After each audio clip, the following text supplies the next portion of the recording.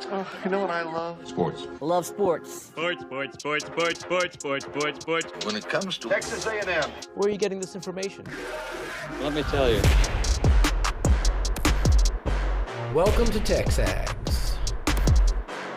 I need to talk a little sports with you, Ags. David Nuño here with TexAgs Radio. Billy Lucci here on TexAgs Radio. Olin, Buchanan. Make a mistake. We're not going anywhere. This is going to be a great program, and we're building it into a great program. The best way for us to win is to do it together.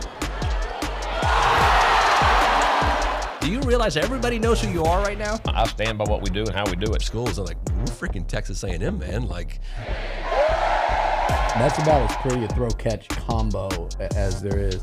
I saw the safety roll, the slot fade. I knew where I needed to put the ball. You had no other option but one hand at that point. Yeah, man, 50-50 ball, I got to come down with it. You know, if I'm betting on anybody, it's the Aggies.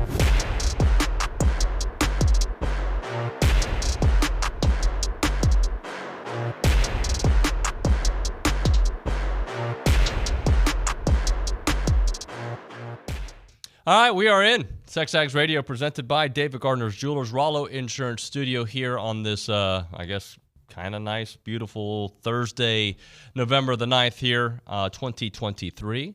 Olin Buchanan, David Nuño. Yesterday, Jimbo Fisher in his conference, his teleconference, said that, his quote was, he's practicing when talking about Max Johnson. They're at practice doing what they need to do. I hope Max is able to play. I hope this isn't just gamesmanship with coaches, don't want the other coach to know that, you're down to a certain quarterback. So I'm saying this because, I'm trying to do the okey doke on them. Mm-hmm. I hope Max is playing, especially because Max just, with the exception of one play, Max played great against Ole Miss and had his most productive game as an Aggie. Yeah, I'd like to see him follow that up. So that's what I'm saying. Yeah, I would love to see what he can.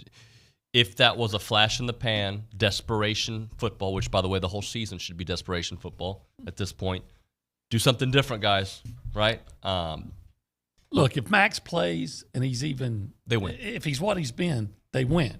If he doesn't play, well, then you say, oh, okay. And if Will Rogers plays. Right. I think that's a factor in this game. The thing about, I think Will Rogers is, but what has Will Rogers been doing this year in Zach Arnett's offense? See, does it make that big a difference? I mean, yes, he's much better than Mike Wright, much better. It doesn't make that much of a difference, but it gives them a little bump up. It does. And while A&M will get, if Max is not out there, a little bump down. Right. And so I don't know if it evens it. It evens it more. And yes, it gets closer to the middle. I agree with you 100%. And we still don't know the secondary situation. That's true. And I think regardless of whatever offense he's in, I think that guy can throw some darts. He can. I think, we talked about earlier this week, his own coach handcuffed him. Yep. We talked, what do you call it, coaching malpractice? I don't know what that guy was thinking, but I hope he keeps thinking that way. At least one more week. Broniger on the YouTube chat says, OB, borrow some of Nuño's Cuban hair product. My guy looks like Desi Arnaz this morning. Oh, you do? Yeah, you do kind of. I look like Desi, or you do? No, I think he means you. Oh. You kind of, but you look like Desi. I mean, I am day. Cuban. Yeah, you are. Yeah, it is what it is, guys. Yeah. Sometimes I put product in the hair, sometimes I don't. I kind of switch on the day. Well, here's the deal. No one cares about my hair, but I'm going to talk about it anyway. So I grew it out really long and ridiculous because Irma says she likes it. Okay. Ponytail's next. No, but I'm thinking, I don't like the Larry Fine Three Stooges guy with the hair coming out to the side. Mullet. And I'm thinking I may have to go back to cutting it real short again. Do the mullet. No, I'm not doing the mullet. Why? I didn't wear a mullet when I lived in East Texas, and mullets were somewhat popular. They're in style now. No, I'm not a. How about this? We open it up to the text line. No. And if we get 50 texts that says Olin mullet, 50 texts, go. Then you have to do it. I don't have to. Okay, it's settled. He said he'll do it if he gets 50 texts. I would get a tattoo before I'd get a mullet. Now let's have another conversation. Because my wife's always up wanting me to get a tattoo. Why? I'm like, why do you want me to get a tattoo? Like, does your wife ever ask you to get a tattoo? No. Does your wife ever ask you to do anything physically? Like in the house? Like no. move stuff I mean, around? about your appearance. Oh, no. So she she's fine She with knows. the way it is. She knows what's up. Okay. My wife is the one who encouraged me to grow a beard, and I'm thinking about shaving that too. I will say this: my daughters Yeah. like when I have scruff. Oh. They don't like when I'm cleanly shaved. They go, Dad, you look better with the scruff. Okay. And, But the problem with the scruff is I got a lot of grays on my scruff now. You know. Yeah. Well, I can relate to that. Yeah. Where were we? Anywho, so yes, Max practicing per Jimbo. The line was interesting though. Yeah, he's practicing. They're at practice doing what they need to do. I just found that to be an interesting line. Again, look, I hope Max plays. Yeah. You know what? I really admire Max if he's even out there trying with, if he's got beat up a little bit and his ribs supposedly hurt. And some guys are they will tough it out no matter what. Some guys toughen it out. Some guys are soft and won't ever play. Some guys. I'm not even saying A&M guys. I'm just saying some guys won't play if they got a hangnail. I got a hangnail. I can't get out there. Yes, you can.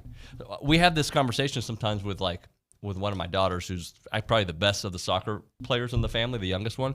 But like little things, like I don't know if I can play. Yes, you can. Your tummy's gonna be fine. Go out there. Go. You'll be fine.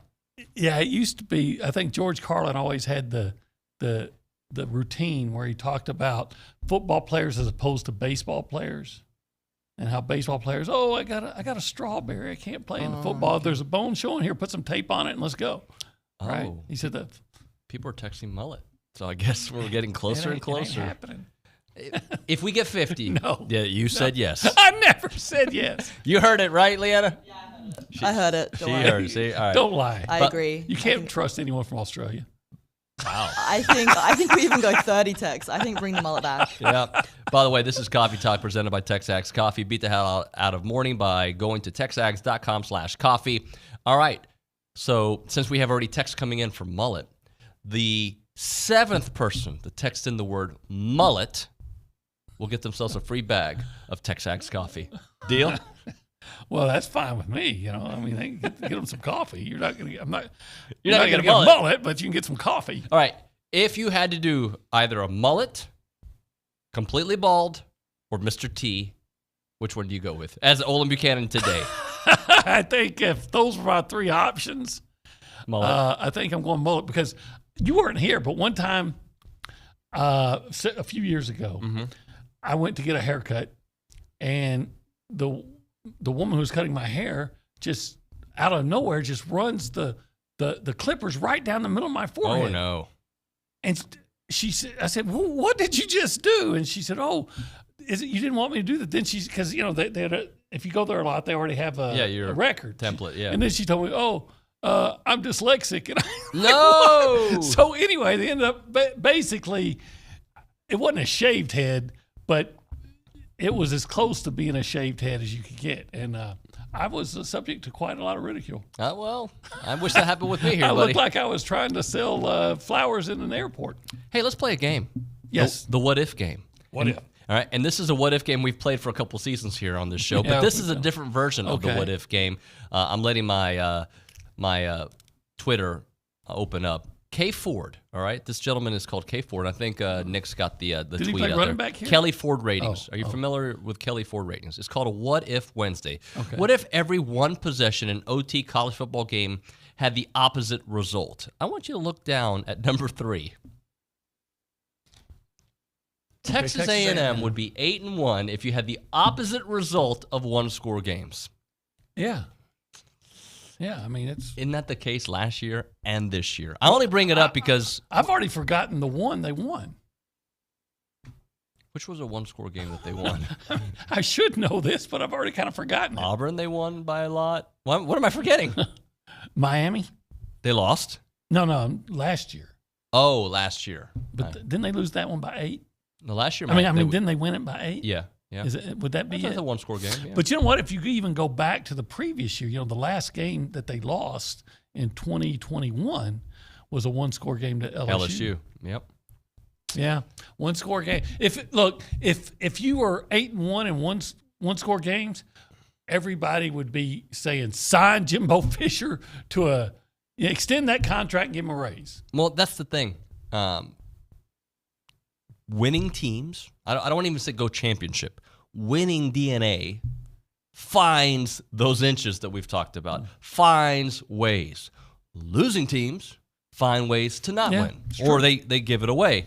And I do give I don't want to say empathy. That's not the right word. But I still think this is a young football team overall. Young-ish. Well, the most of the players are from that celebrated class now are sophomores. Mm-hmm.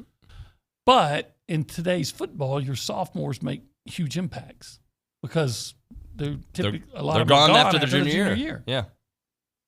Yeah. It's just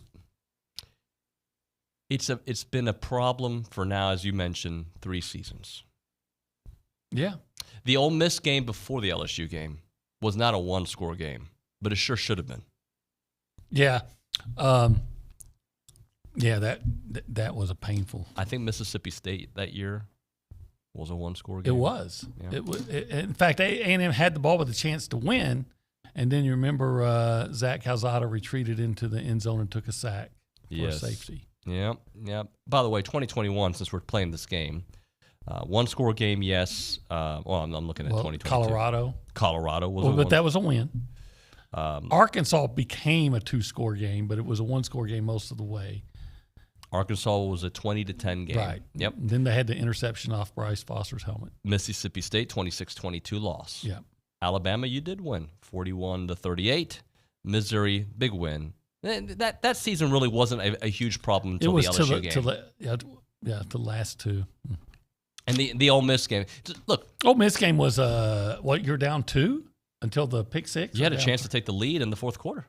Yeah. You had a chance to take the lead in the fourth quarter. Mm-hmm. We've said that before. We've also said, you had the lead in the fourth quarter. You had the lead in the fourth quarter. Yeah. And, you've had a 2-score lead at halftime. Yeah, here's what I'm looking for, though. I'm looking for A&M to go into that game, say, against a good team, not just bad teams, say against Ole Miss. And it's A&M that's in complete control of the game. And I don't even mean like 2020 when they were really good. Yep. But they just finally nailed it down in the fourth quarter. I'm talking about going to the fourth quarter and you've got it won. So, I subscribe to the methodology of when things have gone a certain way, even if it's successful, you don't change it. But if things have gone a certain way, sometimes you need not only a different voice, a different philosophy, a different thinking. So if you've always been, a team that likes to play the game of time possession, and that hasn't worked, then you try something different. You try to spread it out. You try to open it up. I know that coaches have a style that works for them, but I'm just saying overall, I believe if it doesn't work after a couple of years, you change something up. I do. One of the things, sorry if I'm going too far off here, but one of the things about A&M that I just don't get is, and it's defensively, is we know how good the defensive line is, and you get your starters out there, and I've seen sometimes that let's say the opponent comes out and you get a 3-and-out or a very short series, right? And then they punt, and then A&M may have a 5 or 6 minute drive, and then the other team gets the ball again, and you put out your number 2 guys. And I'm thinking, well, I always want to get out to a big lead. I'm not saying the number 2 guys can't play, but I get it if you're trying to keep guys fresh, right? But if you've only played 4 or 5 plays in one series, and then 5 minutes have passed, why do you feel the need to change? To bring in the other guys? That's what losing does. It allows us to second guess everything. Because if they're winning under that formula, and they're not, they're winning more games, then we're like, dude, that's genius. They keep those guys fresh, right? But because you lose, it's like, what are you doing? Your best guys are on the bench. Let's go. Yeah, well, see, and to my point, like if the other team had taken the ball and had gone on a 5-minute drive and defense was out there for 10, 12 plays, and then you had a 3-and-out, I could understand, okay, let's bring in the other guys and rest them. But sometimes I've noticed that they're going to do that rotation no matter what the situation. If you want to be part of the conversation this morning, you can call us or text us, 979-693-1150. If you do call us, we'll put you on the Brian Foley Law hotline. Good people can have a bad day. Call Brian Foley Law at 936 596-0407, serving Houston, the Woodlands, Conroe, and the Brazos Valley. We did get a text. We've got several texts about mullet, by the way. So someone's going to win a coffee. This one made me laugh the most, the 281. Mullet with a perm.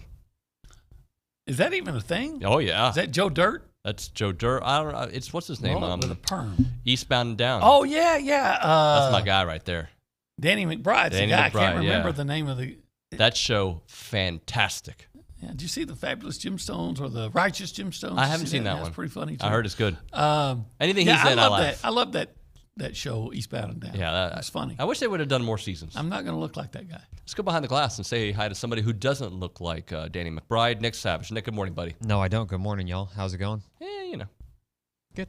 Well, yeah, pretty good. I'm curious to see what happens to Michigan today. Apparently, a ruling's going to come down. You don't think anything? No. OB, that's what I was going to say is I don't know how much y'all have looked into the situation or dug into it, but apparently a ruling's coming today, so I'll be interested to see if the hammer gets dropped on them, or I'm kind of with you, OB. I don't think Michigan had the response. Like, you really want to go down this route? You're about to find out how bad it really is, buddy. Yeah, but, well, without any, quote, due process. Yeah. And Michigan's going to say, hey, again, they're going to say, oh, that guy. Acted on his own? He acted on his own. Prove to me that he didn't. I didn't understand the whole thing. It wasn't J.J. McCarthy. Who was it? Blake Corum. That I guess he was on a business with Connor Stallions, but he had no recollection of it. Did you see that report? I've missed that one. Yeah, apparently he's on some kind of business, and his name's on there, but he's like, dude, I have nothing to do with that. I don't know what that is. You know, with NIL, you can be involved with a lot of different people, right? And not even know them. Let's go to the Angry Elephant News and Social Center. Leanna Davidson, good morning. How are you? Good morning, guys. How are you? I'm well. Talk to me. So I have some updates on the cross-country team, which I'm excited about. Obviously. Tomorrow? Yeah, tomorrow. So my fellow friends on the cross-country team head to the NCAA Regionals where they'll compete tomorrow morning. This team is highlighted by some fantastic runners, including Eric Cazares, which I'm sure you guys know really well. Eric. Yeah, we love him. He's consistently been in the top 5 in his previous meets this season, so it's looking really exciting for him getting into it. And he was also a part of the SEC second team at the previous meet. So he's looking to do some damage, I think, at this meet, qualify for the NCAA championships. We also have Jonathan Chung, who is someone to watch. Last year at this very meet, he ran the race of a lifetime and qualified for the national championship as well. I don't know if you guys saw the video footage from that. Did you happen to see it? I did. At the finish line, it was absolutely hilarious. Jumped into the arms of the coach, or I think it was Eric as well. He jumped into his arms. It was hilarious. Yeah. Great footage. Everybody, Jonathan Chung tonight. Jonathan Chung, yeah. You got to watch him. He's a great one to watch. He has the blonde hairdo. We got to come back with it. That song, Wang Chung. Yeah. Wang Chung everywhere. And then the women's team is also looking great heading into this meet, with Maddie Livingston consistently being the team's leading runner in all the previous meets. She also won her first meet title at the A&M Invitational, which is awesome. So she's definitely someone who has her eyes on the NCAA championships. Kennedy Fontenot also has been consistently in the top pack of runners, closely trailing behind Livingston. So this will be an exciting qualifying race for our Aggies. The gun will go off at 10:30 for the women's 6K, followed by the men's 10K at 11:30 a.m. Excellent. I ran into Leanna, was it last week, at the swim meet here in town? And it was one of those, like, when you see somebody out of place, you're like, do I say hi to him or not? She gave me one of those looks. Hi. I did it. Well, I was kind of just talking to my friends, and I happened to look up, and I was like, oh, hi, David, sorry. He was like, oh, my God, don't say, act like you know me. I'm around my friends. Leave me alone, old man. Just kidding. Thank you, Leanna. Appreciate you. We'll hit a break. When we come back here on TexAgs Radio, OB, you know what we're talking about? What are we talking about? The Heisman Watch. Okay. That's brought to you by the Shirtless Law Firm, but you didn't know. We'll talk about that next on TexAgs Radio. Right now, we are talking. Look, we usually do it in the first segment of the show because I like to set the show off in a good mood. And I know that on a Thursday, I can get a pork chop at one place, and that place is called Fargo's. And the pork chop, as you've described it before, thick. Thick. Juicy. And you get 2 of them. You get 2? Yeah. And you know what? You know why you should get one this week is because this week they're playing Mississippi State. What does that have to do with it? Mississippi State once had a player who's a really good player there.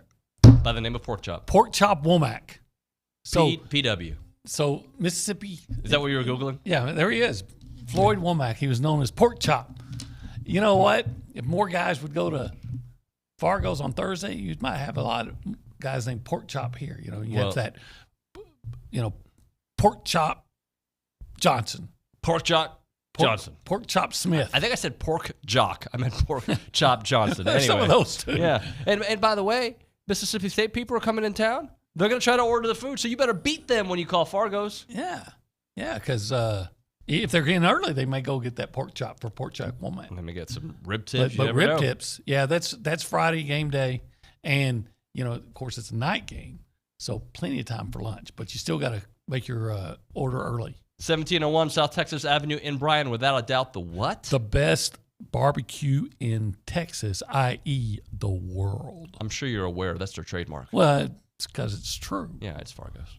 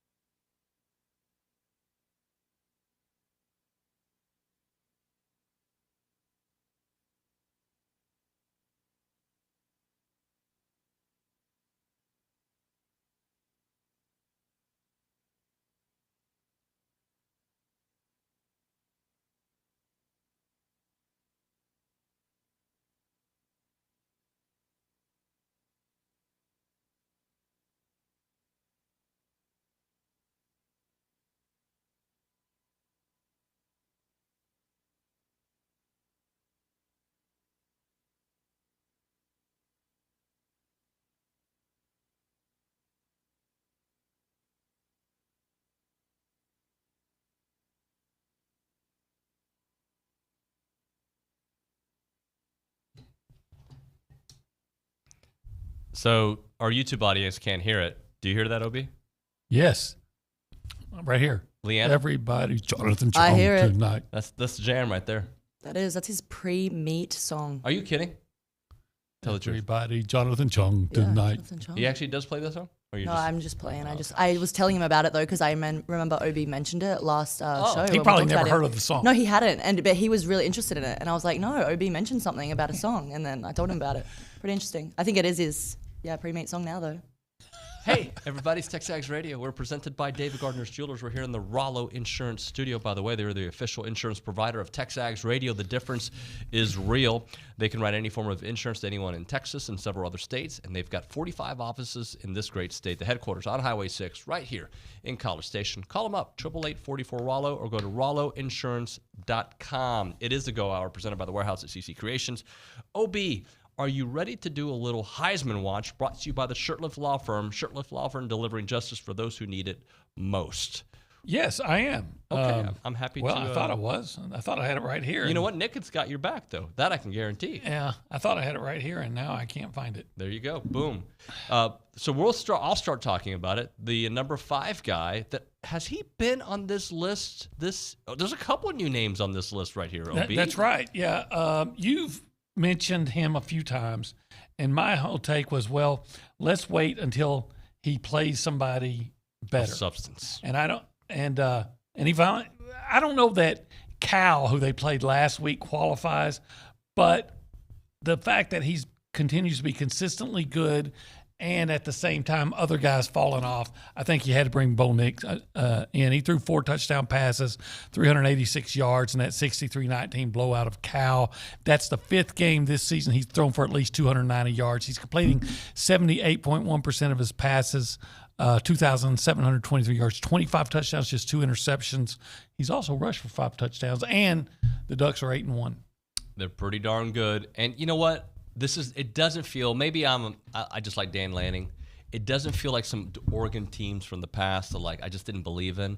I'm not saying I think they're going to win a national championship, but I think they have more staying power than some of those prior teams. I think they're probably better than Washington if they play again. There's a good chance they will. I'd probably go with Oregon. Number 4. This guy skyrocketing. Ollie Gordon, Oklahoma State, the nation's leading rusher, 1,225 yards. Now, that doesn't maybe sound like that impressive, but consider in the first 3 games, he only had 109 yards. And then they changed their offense, decided to feature him, and he's just been going crazy. He's been, I think, at least they changed it off. At least 121 yards in every game since then. He's rushed for 995 yards and 10 touchdowns in the last 5 games alone. That's pretty fantastic. 200 yards a game. And look, you beat your rival going out the way they did. Yeah, that's right. Props to you. Last week, he had 138 yards and 2 touchdowns in that 27-24 win over Oklahoma. And you know what else? Okay. He's caught 22 passes for 219 yards and a touchdown. So he's a dual-purpose back. He can do a lot of that. Ollie Gordon. Yeah. Good for Ollie. Number 3, I'm hanging tough with Jordan Travis. You know, the Seminoles quarterback last week threw a season high.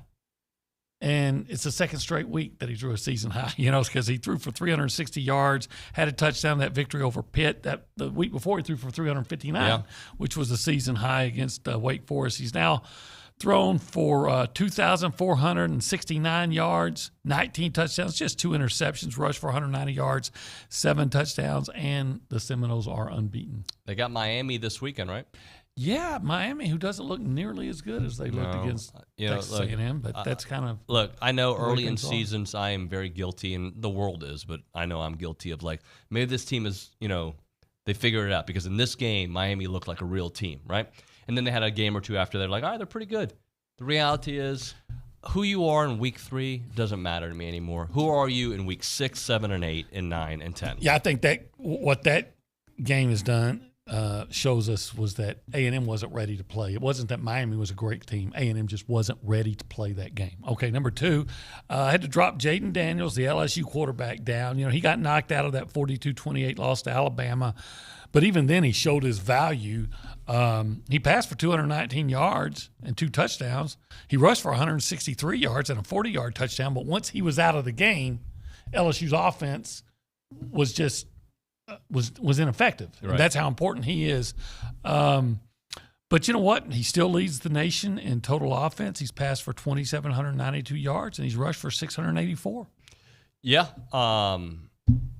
Pretty darn good, man. And apparently he practiced. Well, he was supposed to. If you believe Brian Kelly, he was supposed to be at practice yesterday. Yeah. He means so much to that team. So if there's any, and I'm sure if there's any way he can play, he will play. Right.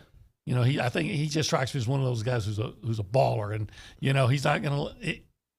I think it's probably a concussion protocol, and if they give him, so it may not be in his hands to play. Right. But he strikes me as one of those guys that if I can get out there, by gosh, I'm playing. Yep, agree. And then number 1, Michael Penix Jr., the Washington quarterback. He's the nation's leading passer, and he had another really good game in that 52-42 victory over USC. Of course, he should against that USC defense, but he threw for 256 yards and 2 touchdowns. He also ran one in. So overall, Michael Penix, 3,201 passing yards, 26 touchdowns, and the Huskies are undefeated. So it might be his to lose now.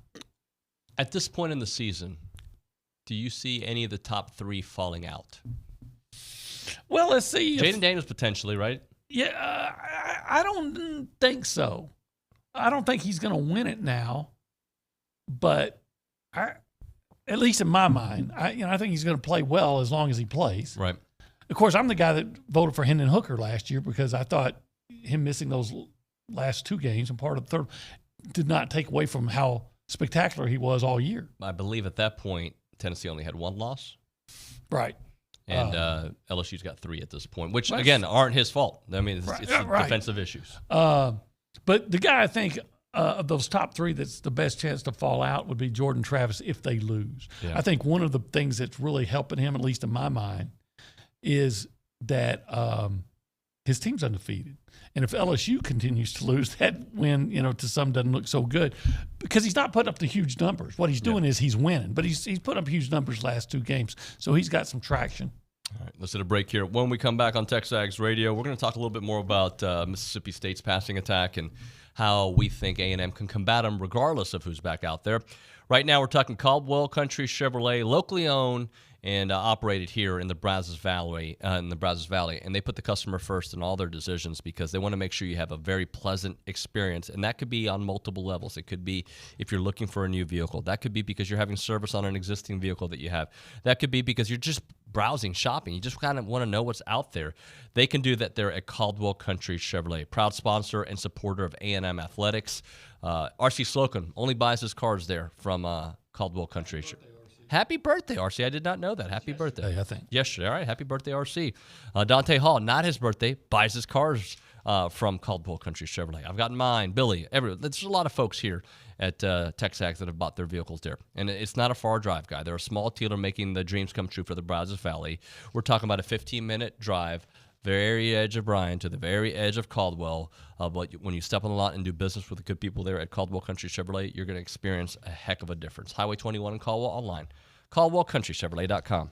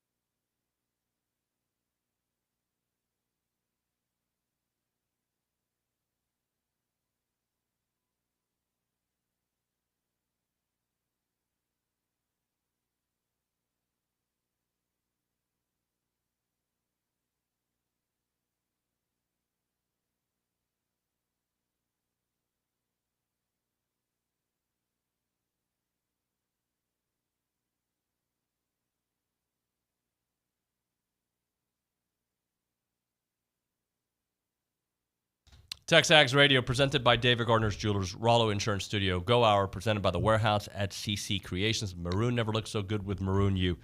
Go ahead. No, go ahead. No, please. No, I know you're gonna talk about Mississippi State. I am, but I want to I'm hear ready. you. I'm ready. Oh, That's you what are I'm ready. saying. Okay. I have said this again. I feel like today is a rinse and repeat show, Yeah. and I don't mean it to be, but I do mean what I'm saying. We've said on many occasions, it's not about what they do. Mm-hmm. It's about what A&M does.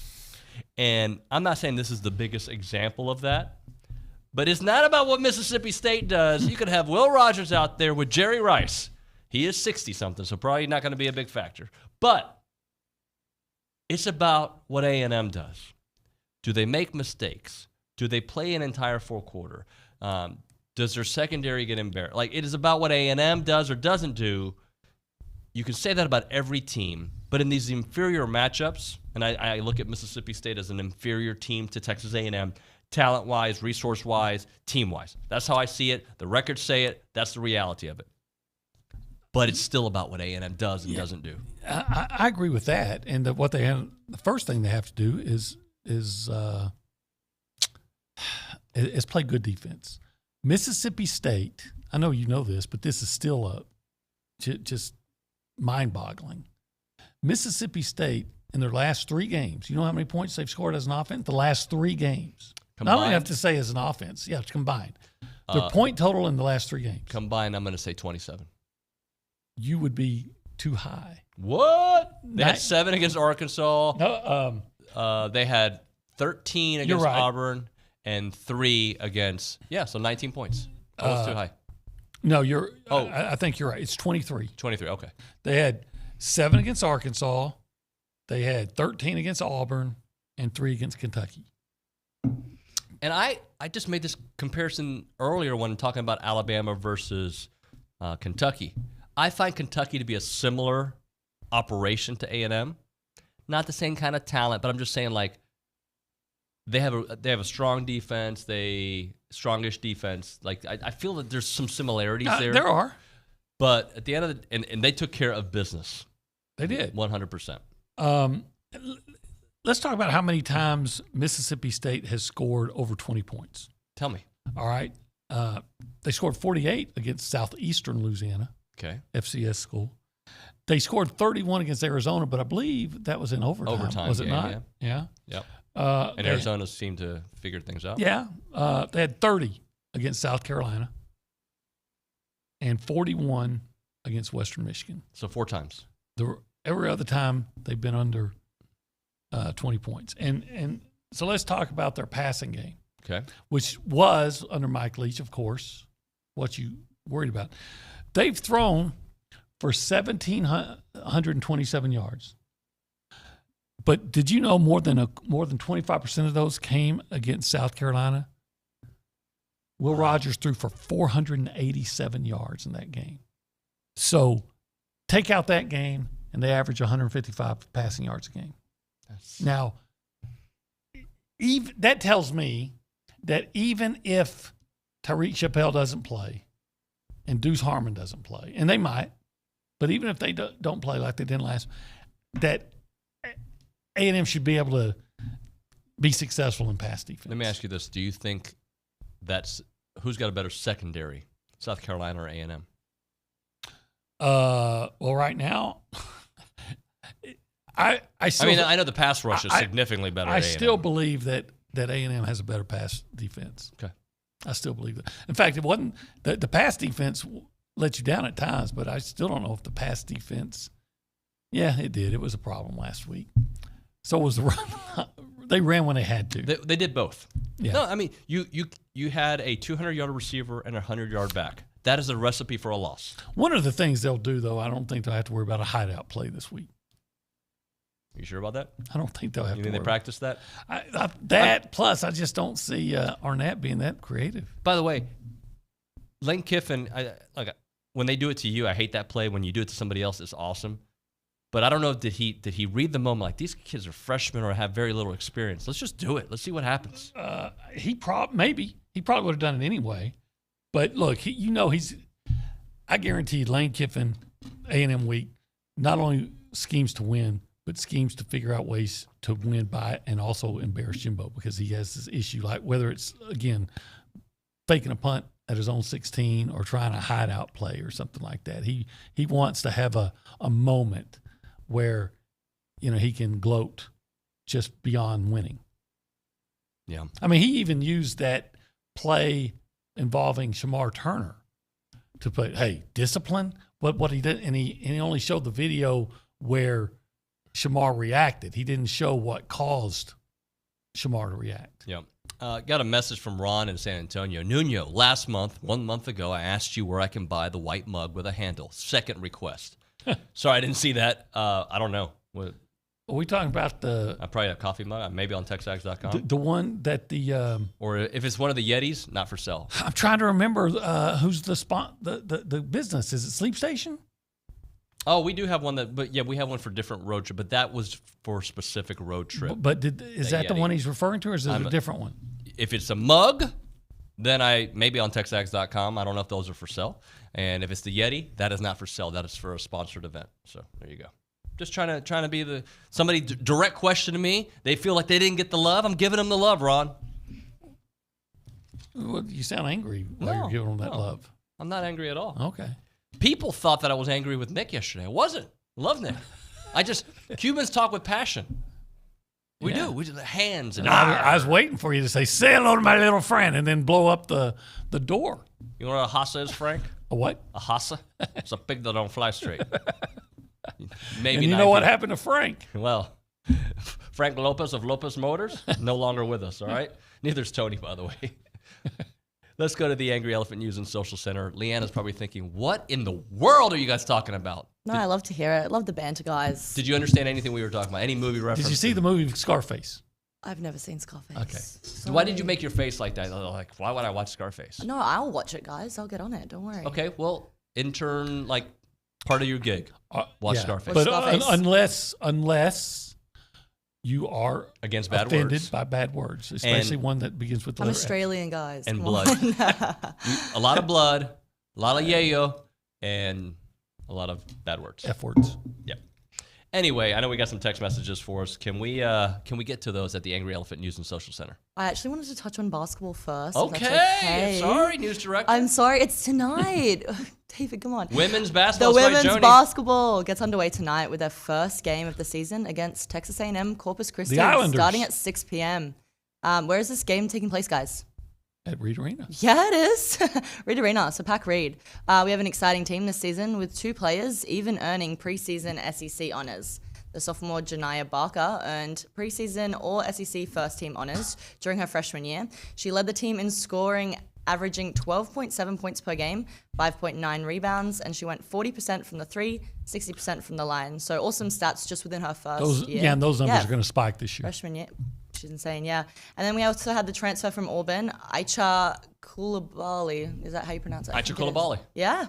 She was named on the preseason All-SEC second team. I'm sure this is because she also led her previous team, Auburn, in scoring, averaging 16 points a game, 6.5 boards, and 2.2 steals. So let's Pack Reed tonight. And forgive me for not remembering the young lady's name, but they have a girl from Dallas who transferred from Oregon where she was an all Pac-12 player. Yeah, we had Joni on the show just a couple days ago.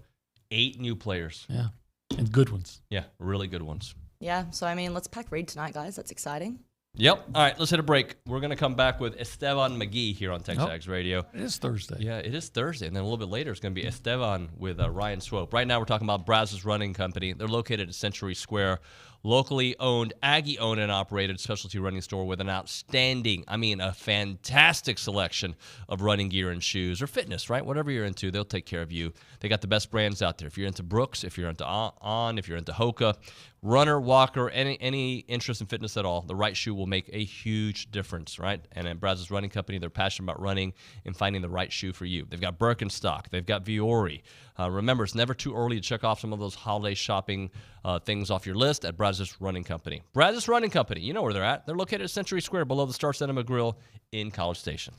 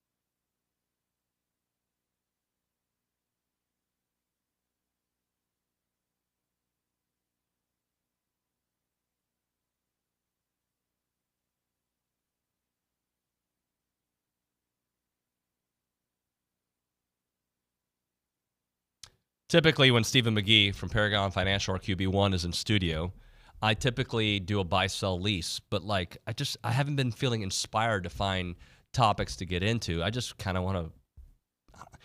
I remember how long that offseason was a year ago, and I'm already feeling like I'm in the offseason. Is that a fair assessment? It is TexAgs Radio, presented by David Gardner's Jewelers, Rollo Insurance Studio. Olin and Steven are looking at something online. What are you guys looking at? It's just Southeastern Conference receiving leaders. Okay. I think the top-ranked guy from Mississippi State, Lydetrick Griffin, they have a nickname for him. I can't remember what it is, but anyway, he's 15th in the SEC in receiving. Do you know who leads receiving in the SEC? I could have told you that without having to look. I know. The dude at LSU? Yeah. Well, which dude? What's his name? The guy that lives next door? The guy that lives next door. Yeah, lives right next door. Oh, Malik Neighbors. There you go. Sorry. Yeah, their main guy that I actually came into this season thinking both those receivers were good, but not great. They have proven to be great regardless of system and whatnot. Yeah, he is good. More importantly, though, when we're talking about college athletics, how important is it that we settle this discussion once and for all, especially because he just walked in the room? Mr. Savage thinks that he can hit a 3 in a SEC game. Yeah, that's impossible. Yeah. It's not impossible. People will cover him. I have respect for D1 athletes in the SEC. All right. All I'm going to say is, how many games have you seen where it's a blowout, and so then they empty the bench? Yeah. And they let. Do you know who the bench is? People who starred on basketball teams elsewhere. This guy played in 1989 before he was born. I watched Tony Baroni Jr. play significant minutes at Texas A&M. And he probably played high school at a high level. No, he didn't. No? His younger brother played at A&M Consolidated pretty well. Tony Baroni Jr. just wasn't very good, but I saw him go out there and play all the time. But it's an open-ended question. Too many scenarios. Theoretically, yeah. If he had enough attempts, he's going to make one. Right. And here's what I'm saying. In an open gym, sure. But are they going to... Now, if you said they're going to bring him in there and play when the other team is really, they care and they're really playing, no. That's how I look at it. But if you say just in an SEC game, I've seen, blowouts, they empty the bench. And I think they steal the ball every time they pass it to him. Every time. They go, this is a liability. Give him the ball. Let's go. They'll back off. They'll give it, nick the ball. And then if you keep doing that, eventually he'll have one. No, he won't. He won't even be able to dribble. He won't be able to get a shot off. He's 5'6". No. I've seen, A&M started a 5'6" guy, Mark Who French. played at a high level in high school. This is a D1 athlete. But he is a D1 OTF guy. Like, he's a D1, I'm 5'7", David. Get it right. Oh, there he is. I'm just saying that I have seen guys that can't play, and I've seen guys that can't play significant minutes for buzz. You know what else I've seen? I've seen guys that don't kick field goals make field goals in the NFL. Texans. Why do field goal kickers make it so hard? The Dallas Cowboys kicker is arguably the best kicker in the NFL, right? He hadn't missed one. I mean, that's hard to argue. Right. How do you kick off with a 53 2/3 yard wide field? Is that right? 53 2/3? How do you kick it out of bounds? I know. It's you know what it is? They're trying to do something. Hey, let's try to kick it into the corner and see if we can't kick it out the end zone. Out the end zone. But that's what the dumbest team with the dumbest coach in the NFL does. They do things to help your opponent. Thank you. Look, as a coach, the first thing you can do to be a successful coach is figure out ways. I'm not talking about turnovers and things in the game. I'm thinking about things, just figure out ways not to help your opponent. Yes. Thank you. Steven, does it feel like we're already in the offseason? It does. We still got a fourth of the season to go. But it feels like May. It's hot, rainy, and we're just like down. We're a little bit negative. We're playing basketball. Talking about NIL and recruiting. The Ole Miss game made it feel like next year, like, all right, we'll see what happens next year. There's some truth to that, because now you're like, okay, what are they going to be able to do next year? And if we really are playing a third-string quarterback or fourth-string quarterback at that, it does feel like it feels like a spring practice, like a spring game. Yeah. Well, then they should win. At least one of the It's hard to lose the spring game, even though Rutgers actually did it. You know that, right? No. Rutgers actually played a spring game and lost. How do you do that? They decided instead of playing inter squad that they would bring back old guys that used to play there like you. It'd be like A&M saying, let's bring McGee back to play our team in the spring game, and the old guys won. Swope out there dominating. And they won. Can you imagine how good would that be for TexAgs if Swope and I went out there in a spring game and dominated? Leone's out there scoring. Can you imagine the vibe on our bench? Oh, gosh. There'd be cold beer drinking. There would be smack talking. I'd be worried about Christian Michael. Isn't that the guy that's already, I mean, he's still doing like backflips and things like that. Right? Oh, fear him. Yeah. That dude's a beast. So, but that's what they did. They brought back the old timers, and the old timers won. Hey, we got about 40 seconds. How concerned offensively should we be if it is potentially a third string quarterback against a Mississippi State team that you should be regardless? Yeah, you should be pretty concerned. And it's not a knock against him. We don't know about that kid, but that's hard. The kid hasn't gotten any reps. Your first and second string quarterbacks get the majority of the reps. So that means, halfway through the year, he finally started getting some significant reps in practice. But game day reps are completely different. With this offensive line, it's a big ask. Yep. Yeah. Thank you, Stephen. We'll come back with Ryan and Stephen. OB, great job, buddy. Appreciate you. Coming up next on TexAgs Radio, Ryan Swope in studio, Stephen McGee staying in studio. That and more is TexAgs Radio.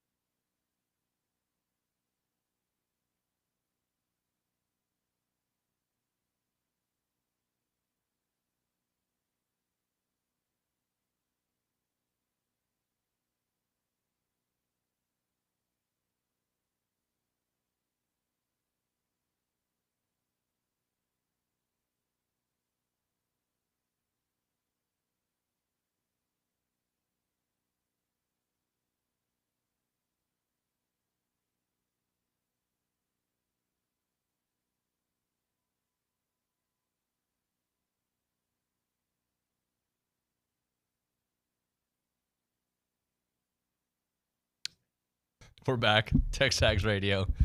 They're both Ryans. So this is the debate right now. Two debates. Honestly, can Broniger fill in for Swope today? Would you guys like that? I'm sure Billy would love it. But number two is, what is more difficult, gaining a yard, making a shot in a basketball game, just a jump shot, I don't know, let's say 15 feet, or hitting a baseball? The most difficult is hitting the baseball, I think. Like, well, what kind of level of pitcher are we talking about? 95 mile an hour? Hitting a baseball. Just a major league pitcher. Average major league pitcher. Harder at all of our sizes, right? In the current situation we're in. Yeah. I would say the hardest thing. There he is. Okay.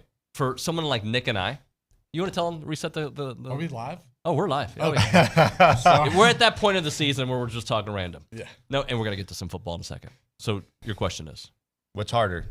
Making a jump shot in an NBA game, like 15-foot jump shot, making a yard in an NFL game, or hitting a baseball pitch from a major league average pitcher? So for a guy my size, Nick's size, normal humans that didn't play football, getting a yard in an NFL game would be harder for us. I think we might get lucky. Might not. Baseball. For Baseball's the easiest? No, hardest. Yeah. Baseball, I think is the hardest, but I think you might get lucky. I'm not getting a yard lucky. I can't fall into a yard in an NFL college football game. I don't believe. Are we? Yeah. That's. Yeah, I like that one. I think that it is probably baseball, because no matter how much you prepare physically, it's still hand-eye coordination and like tons of reps, and we're not going to do that. Yeah. No, you're right. But baseball sucks. Wait, a yard in football? You got to have like a good offensive line, a lot of other things have to go right to get a yard. Yeah, but basically, if it's you versus Shamar Turner, you're not getting the yard. No. But that's not the scenario. You have an offensive line protected for you. Which So offensive theoretically, line? Theoretically, there's a chance that you have a hole to run through, and there are times when even you and I could get a yard. This offensive line has done really well on 4th and 1. So if they're blocking for me, I'm getting that yard. Why? They've done. Aren't they like 4 for 4 on 4th and 1? Something like that. I've lost count. Yeah, they've done good. I don't know. Maybe so. Anyway, so I joked with Steven earlier. I feel like we're in the off season, even though we're not. We still got 3 games to go. Yeah. Where are you with this program heading into this Mississippi State game? Because they can still make something of the season. They can. Yeah, I mean, look, I think me and McGee both, we've both been there in that locker room as players, and I feel for those guys. Yeah. That's the first thing that comes to my mind, because I know that those kids have a bunch of heart. I know that they want to win. I know that there's a lot of talent in there, and I know that they believe in each other. So I feel for the locker room, and it's always tough. And I can't even imagine in today's world that we live in with these phones and Twitter and, just constant hate mail and just haters. It's not fun, I'm sure. And so I feel for those kids because I know that they want to win, but it's just not happening. And I think that we're a poorly coached team, and it's got to get better.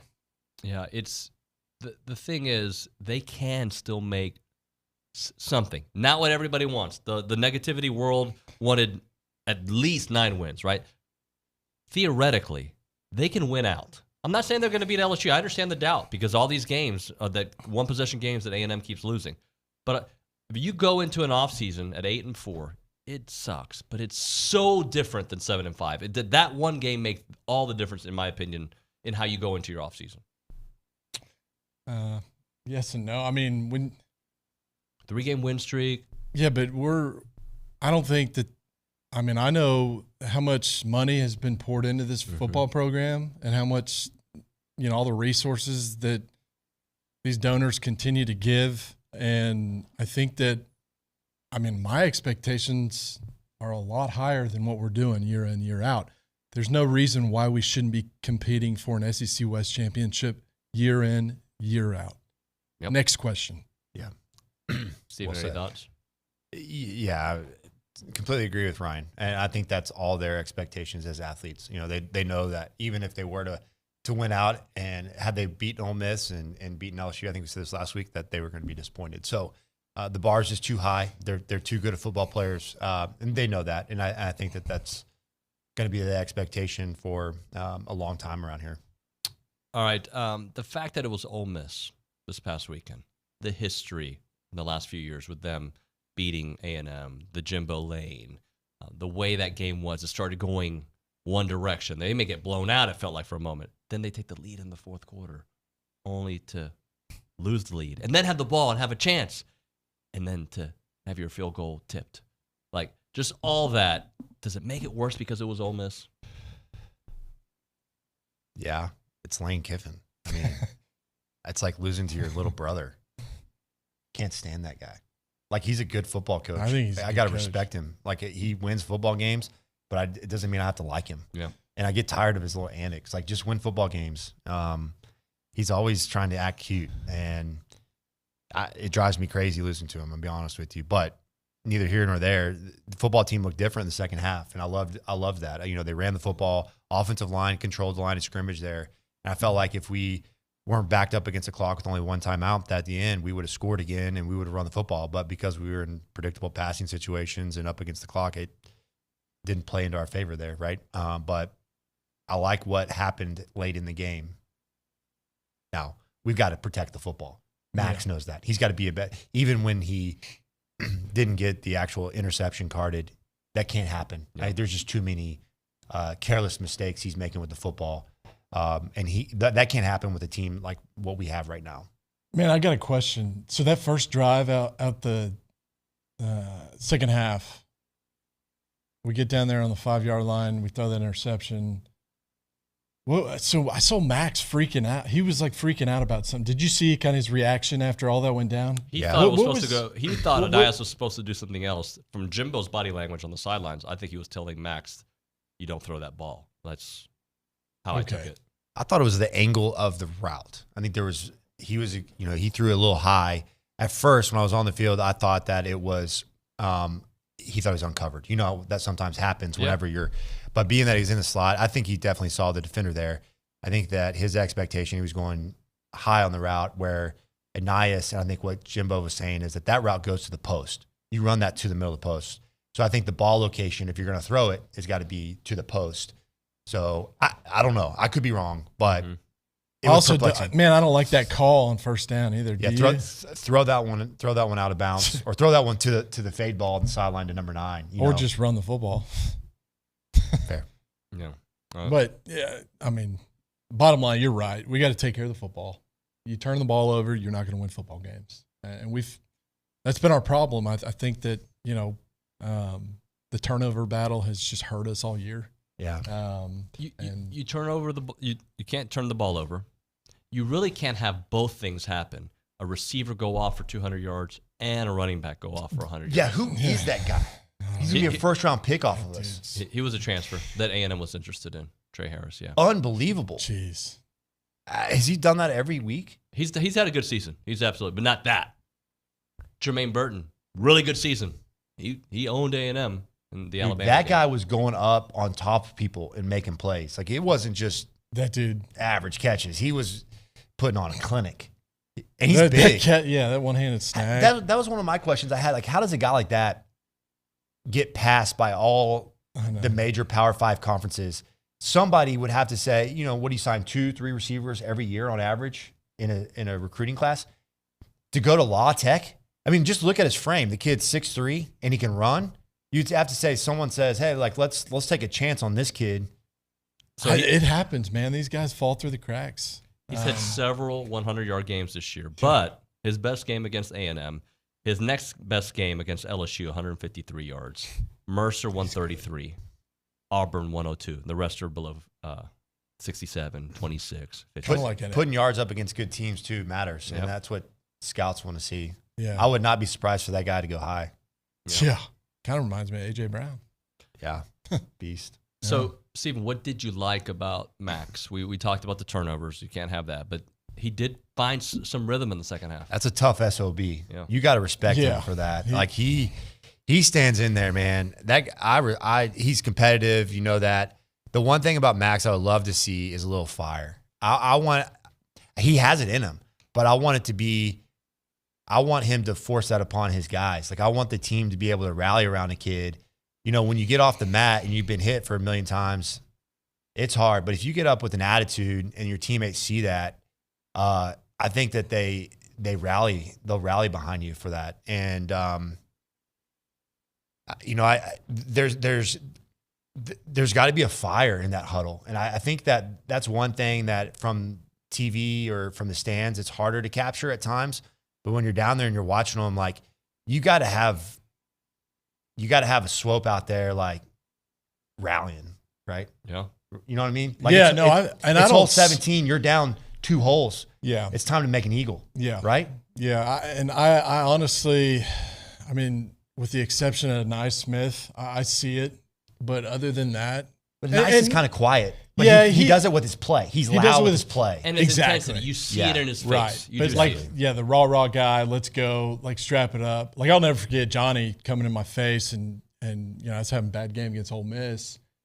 And, you know, he said some words that I shouldn't say on air, but it's like, let's go, baby. Like, let's go win this football game, you know? And so having that vocal leadership, even if you're a freshman or whatever it might be, having that rah-rah guy is crucial to have success. And people, it's contagious. Your defense hears it. Your special teams hear it. Those guys go out and want to go play harder. This is a dumb question, but do teams recruit that? Right? Like, I don't think we I don't even know how you recruit that, though. I think you watch people, when you're getting your 5 and 4, you know you want certain intangibles for your team to have, and somebody who's going to be if you think they're a 5 or 4 star, you need to find that 5 or 4 star guy, or maybe it's a 3 star like Anias, that demonstrates that on the weekly basis. You got to have those guys. And I'll tell you how you recruit that. You go in and you talk to these high school coaches. Yeah. I think that, and I don't necessarily know if we do a whole lot of that. And that is so important. I think that we get caught up in stars and film, and we forget what's most important, and that's character and that's leadership. And if we're not recruiting character and good leadership, and I'm not faulting these guys because I do think there's some really good quality guys in that locker room. But if we don't have enough of that here, we're just going to be a complacent football team. We're going to, you know, we got to have some. I wouldn't mind seeing 2, 3 stars. We go get some really solid, you know, with a chip on their shoulder. What was Mike Evans? 3, right? 3 star. And you? I was a 3 star. There you go. Say no more. I think 3 stars is a great number to be, because like you feel like there's like there's an ability there. Yeah. Right? You can't sacrifice the ability, but then there's a chip on the shoulder. Yeah, you got something to prove. And you're hungry and you're mad, you're pissed, and there's a fire underneath you. And so you come in here and it creates a sense of urgency that I feel like we don't have. I got one for you. I just wanted to confirm, but Torian York was a 3 star. This dude's starting as a freshman, like, and making big plays. Like, there are those dudes out there. There are. They're there. Yeah, and I think this whole recruiting deal, like what were you going to say? No, go. I was going to say this recruiting deal, like it's become like a trophy award. Who can get the best recruiting class, you know, X amount of stars. And it's kind of a puppet show if you ask me. I mean, I think it's kind of silly. At the end of the day, who the kind of guys are we recruiting in here? Do they have good character? Mm-hmm. Are they going to be good quality leaders? Are they going to go to class? And then the rest is going to take care. Are they coachable? And so those are really important factors to building a championship football team. I would venture. So looking at the 5 Heisman contenders right now, Michael Penix, the leader, and Jordan Travis, Florida State quarterback. I would going to guess that neither one of those guys were 4 or 5 star players. Can you Google that? I can Google that for Patrick you. Mahomes? I would assume. Patrick Mahomes. There you 3 go. star. I would assume Jordan Baker Travis Mayfield. was. Maybe Lamar Jordan Jackson, Travis was. Lamar Jackson. Carson Beck, 3 J.J. star. McCarthy, Bo Nix. They were all big recruits, and they're playing well. But to your point, you can even get it at the quarterback position. Ryan Tannehill. 2 star out of Big Springs, Texas. Unbelievable. But the right kind of chip on their shoulder. Guys are hungry, competitive. I like Max Johnson. I do too. 3 stars. 3 right? stars. Yeah, both of them. So the kid, obviously, when the pocket is good, he can make some throws. We saw that again Saturday. When that pocket's clean, some things I really liked seeing was early play calls where they got the ball out of his hands. Remember we talked about that? Yeah. Did you notice like the stop routes we completed? Oh, how many great. weeks have we not thrown a stop route? This is the first time I've seen it. Yeah, through a slant route. My gosh, screen passes. Like those types of things to get your drive going. Then what happens? It opened up your run. It opens up your run. 100%. What Now else you can happens? take a shot. Now you can take a shot. And that D-line, did y'all see the D-line for Ole Miss in the second half? They were Hands on their gassed. hips. Yeah. They were done. I know. They didn't want any more to do with that offense at You're that so point in the right. game. And you're talking about an offensive line that has been much maligned. I mean, we were running the football. When have we said that? You haven't. And it was Le'Veon at first, then he got hurt, then it was Amari Daniels. You got to have extended drives. You can't have 3 and outs. That's why 3 and outs plague you, because even if you're not scoring, you're wearing on that defense, right? It's just punches in the ring, and they just start adding up. And you get in those late rounds, it takes one blow to the face, and then you're done, right? So, to me, getting the ball out of your hands, it's going to be super important with this new guy. Quarterback runs, I'd imagine, are going to play a little bit larger part with the Fresno kid if he does end up playing. But if I'm the coordinator this week, I'm saying to myself, how can I limit what we're asking him to do? How can I get the ball out of his hands as quickly as possible and into the hands of Aniyah Smith and Evan Stewart and Noah Thomas and these running backs? Yeah, no, 100%. Defensively, in these losses, the defense has been a problem, like a real problem. 3 of the 4 losses. There's a built-in excuse. You had, your starting cornerbacks weren't there. But at the end of the day, it's what the defense does as a group. They didn't, and I'll give Jackson Dart this. I mean, he did get rid of the ball quickly. He threw some beautiful passes, but you got to get. He threw some dimes. Yeah, he did. Yeah, he was out there making it look easy. And we didn't get, the unfortunate part, that last drive where they went down and scored and took the lead. You have to remember, they extended that drive because of 2 huge, costly PI penalties on balls where the quarterback got hit and they were just fluttering. Like they very well could have ended up with interceptions. There was a couple of those where we didn't. It just so happened it was a bad break, right? That one that but floated then up you in get a the air. PI on the ball, and you're just saying to yourself, "My gosh!" Like it's not meant to be. It's what it feels like. Yeah, it was the curse, like right there at the end. And so I think penalties killed us. Penalties really in the do fourth kill us in the quarter. back I mean, end. down there when we were driving in the red zone, I think that it was like a rub play. You know which one I'm talking about? They called the pass interference on the offense. Just killed the drive. Yeah, it's such a bad call. It was the stick concept with the flat and stick, and it's like that's not a pick. That was a terrible call in my opinion. But yeah, it's self-inflicting wounds. That offense that we saw in the second half. Let's just say Max is good to go, and if you can encapsulate that for these last 3 games, do you win these last 3 games? I know LSU's a big question mark with their offense, but you definitely have a higher chance of winning these. You do. I mean, I think we can.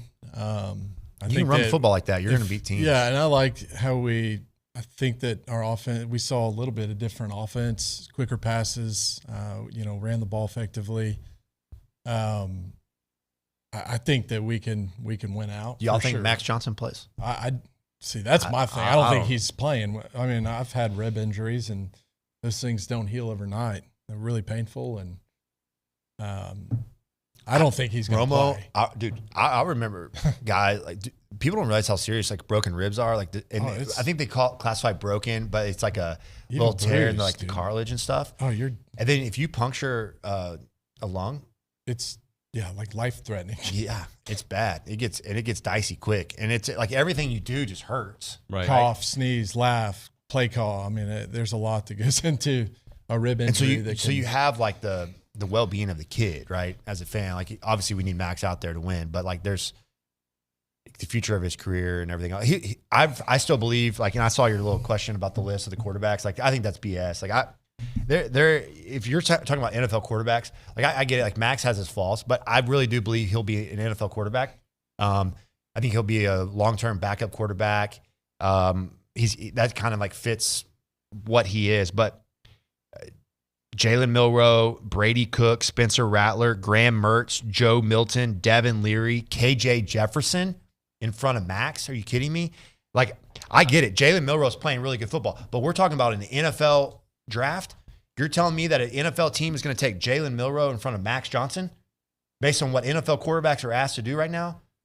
I find that hard to believe. That Saturday Down South list, Jaden Daniels 1, Carson Beck 2, Jackson Dart 3, Jalen Milroe 4, Brady Cook, Spencer Rattler, Graham Mertz, Joe Milton, Devin Leary, and KJ Jefferson. Yeah, that's Saturday Down South list. Before we go, do you agree with that? You had him in the first round earlier. Max KJ Jefferson. I think Max is KJ Jefferson. KJ Jefferson. I don't know whose list is this. Saturday Down South.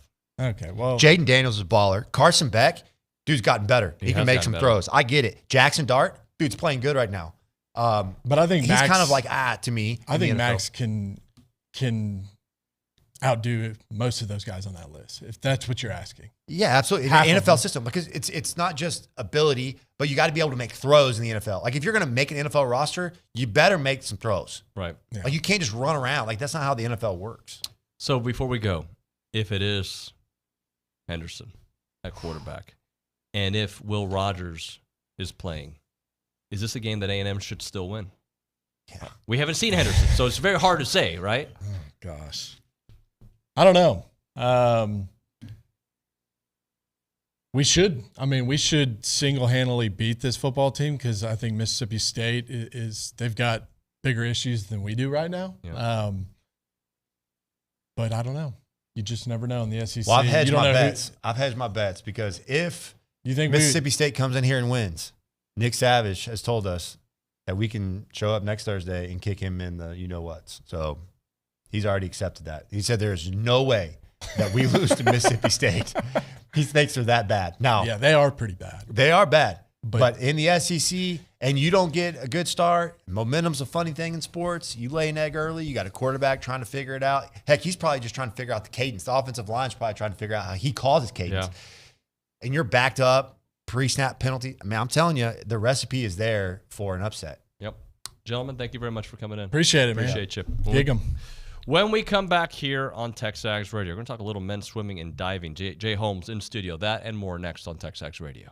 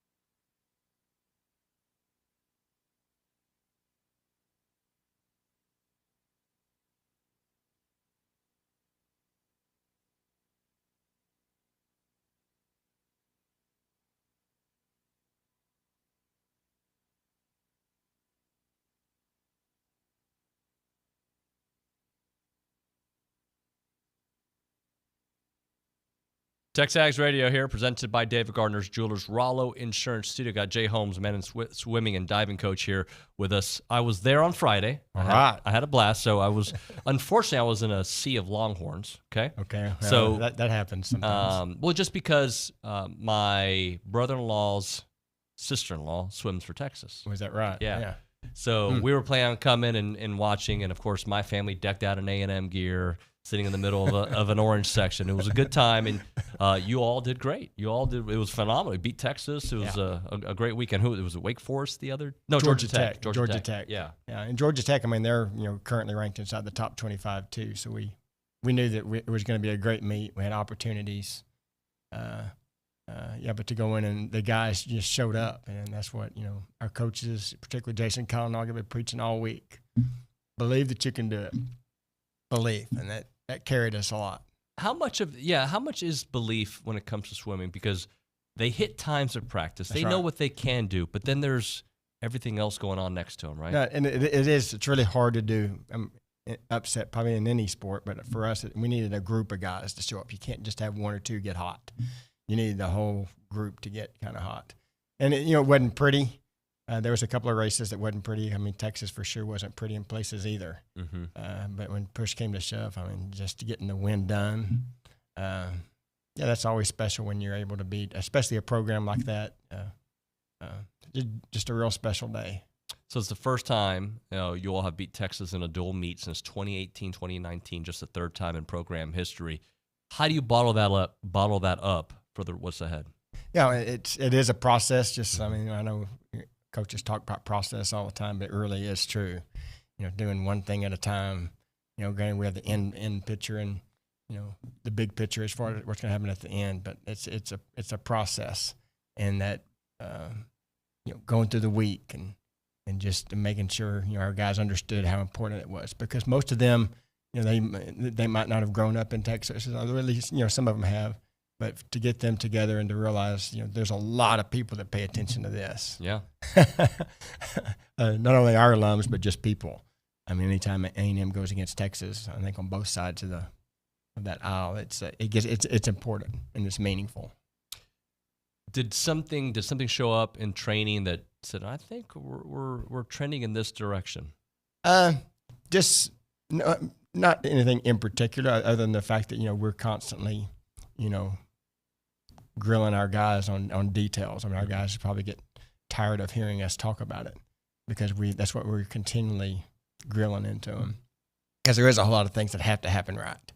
And especially when you're halfway through a race or 3/4 of the way through a race and your body's screaming at you, and you just got to be able to have the focus and the desire to make sure that you're doing everything right. Yeah, I mean, it happens on the boards too. Diving is a little bit different of a deal, but even going down to the last dive, I mean, our divers needed to hit some things. I do want to let people know 6-0. I should have said that off the top. Wins against nationally ranked teams, Tennessee and Texas. So you're doing it against quality programs, historic. Yeah, and that's been really fun for us. And like I said, of course, we're going into every meet trying to figure out some way to win this thing. But for us to be able to be 6-0 right now, when the year started, if somebody told me you'd be 6-0 going into your fall invite, I'd have been happy. And so, as I said, it wasn't pretty in a lot of places because we have a lot of things that we still need to work on. Workouts are still, it's a continual battle every day from the standpoint of we have expectations as a staff and our team, building those expectations into our team. When it isn't easy. Yeah. That's just sport. That's sports. I mean, talk to me about Baylor. Baylor is unique. Yeah. In the fact that he is he's not the biggest guy in the world. I mean, he's 5'10", 5'11", but he swims so big. He just he's pretty awesome. But being the teammate that he is, he's not a kid that's entitled about anything. He knows he's got to work for everything. He's fine with that. And so he's pretty special just as a person. But plus when they put him in the water, that guy just hates to lose. Can you explain, this is such a dumb, novice question, so bear with me here. Okay. But I know there's a reason behind it. It must be faster, but why swimmers go almost the full length or half the length, I should say, or That's three right. quarters, without actually taking the first stroke, as opposed like when I do my swimming, which is ridiculous. Like it's like push off the wall, and I'm already working. Is it to conserve energy? Is it faster actually under the water? It actually is faster underwater. Wow, okay. It is, and it has the surface tension on the tension of the water on the top versus going underwater. You're streamlined. You're much more streamlined. There's all those things but underwater, and we spend a lot of time underwater. Okay. And that's one of the things that is some people even call it the fifth stroke. There's back, breast flying free, but the fifth stroke is underwaters. And the underwaters. Do people go the length ever? It's actually against the rules to Okay. do that. I mean, you have to surface by the 15-meter mark. Because many years ago, this of course shows my age, but usually there was no limit on that when people started doing it, and they just for the safety issue. Because I have seen people pass out before, and so from a safety issue, they just said no, you have to come up at the 15 meters. So I'm watching. I'm like, they look faster, but I'm not sure. No, they are. Yeah, they are. That's one of the things that makes Baylor pretty unique is that he's in workouts. He beats everybody in our practice. He goes further than everybody. He's underwater longer, and it's interesting when we, our guys are just like in the middle of practice. How is he doing that? Yeah, and it's just because he's just decided he's going to do it. Talk to me about the invitational next week. Yeah, where we have some teams coming in. This is a men's and a women's invite. This is kind of what we really focus on for the fall. It really doesn't matter the teams. Although obviously we want great teams coming in. We have LSU comes because they always come, and we're thankful for that. Utah's coming, Air Force men on the women's side. I mean San Diego State, Washington State, I believe. I mean there's several other women's teams that are coming in. So. It is the focus of our fall, and that's where we're hoping to get some times done that actually we can qualify for NCAAs. Because for us, I mean, the conference meet is really important. We put a lot of stock into it because it's meaningful. But ultimately we're trying to get our people in the NCAAs, and you have to have the times, and you compare the times against everybody in the country. So the times that we do this weekend, we're hoping that we can get our relays qualified. That's one of the things that we have on our board. We just get our relays qualified as soon as we can because that takes so much pressure off of that when we can spend our time working on other things. Yeah. So, but the invite's important to us, and it should be an interesting meet. Well, hopefully everybody can go and check it out. Thank you so much for coming in. Happy to do it. Thank you, David. Thank you, Appreciate David. it. All right. We'll hit a break. We'll come back with Aaron Torres with Around College Football. Right now we're talking Heritage Films. That's Chancellor McCain's company. They do documentary films about families, family businesses, family ranches, your dad. I did one with my father a couple years back, and it was phenomenal. He's 93 years old, so we definitely wanted to get it in the books, and he told his whole story, and then my kids got to see it.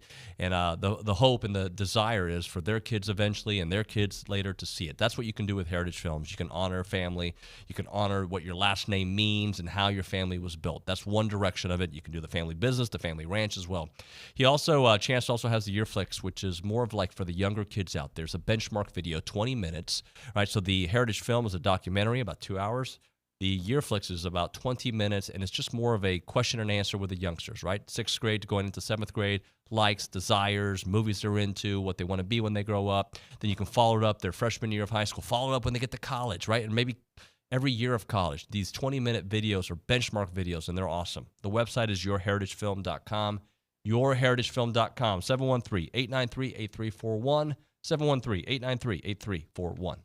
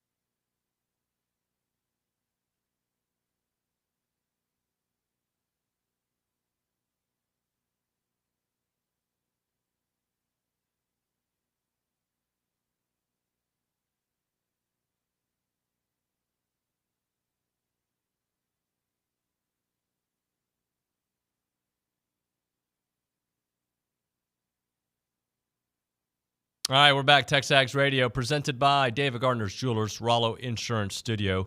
If you want to be a part of the conversation today, you can call us up, 979-693-1150. It is now time for Around College Football, presented by Milliken Reserve, a College Station community featuring homes, trails, farms, and wide open spaces with a mission to build a healthy community around nature. Take part in the Milliken Reserve community with a Conservancy membership. Learn more at millikenreserve.com. We go to the Brian Foley Law Hotline. We are joined by Aaron Torres of Aaron Torres Online. AT, good morning, buddy. David, good morning. How are you? I'm well. It's funny. When I was picking up the Brian Foley Hotline, I remember to myself, poor AT got unfiltered Nuño last week. We had a chit chat, and I was a little heated. I think was it this week or last week? Was it before or after the Ole Miss game? It was after the Ole Miss game for sure. Yeah, not directly after. Yeah, I was not happy. You were not. You speak for a lot of Aggies. Yeah, it was.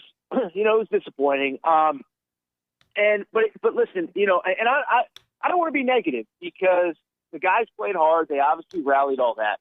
So I don't want to be all negative. I know there's 85 guys in that locker room that are giving everything that they have. But that game ultimately came down to what you and I talked about last week. You and I, I think you framed it in a very positive light of, what happens if. And I said, well, what happens if is a great hypothetical. I said, but I need to see it. I mean, the record speaks for itself at this point. The resume speaks for itself at this point. 0 wins in year 6 under Jimbo Fisher against ranked teams on the road. Whatever it is, 8 straight, 9 straight road losses going into the weekend. And I think the disappointing thing is, one, it was obviously another game that was there for the taking. But 2, it comes down to the little things. We talk about it all the time. Every single time there's a win, there's a loss. And so for Randy Bond to be lining up for that field goal, have the field goal tipped, you end up losing. Obviously, listen, Max Johnson probably played his best game, probably of the season, but that red zone, interception was a killer. So it's the little things. And I think the other thing, lastly, and I know I'm going a little bit long here, and I know everyone listening is frustrated, so I'm not breaking any big news here, but you finally get the offense right. You're finally able to move the ball, and you just can't get the stops on defense. So I understand anybody that's frustrated. Obviously it's my job to watch the games, but I'm frustrated watching because they're so close to breaking through in these big games. I think you can argue they easily could have won the Bama game, the Tennessee game, and now the Ole Miss game, but you're 0 for 3, and obviously I understand anybody who's frustrated about the whole thing.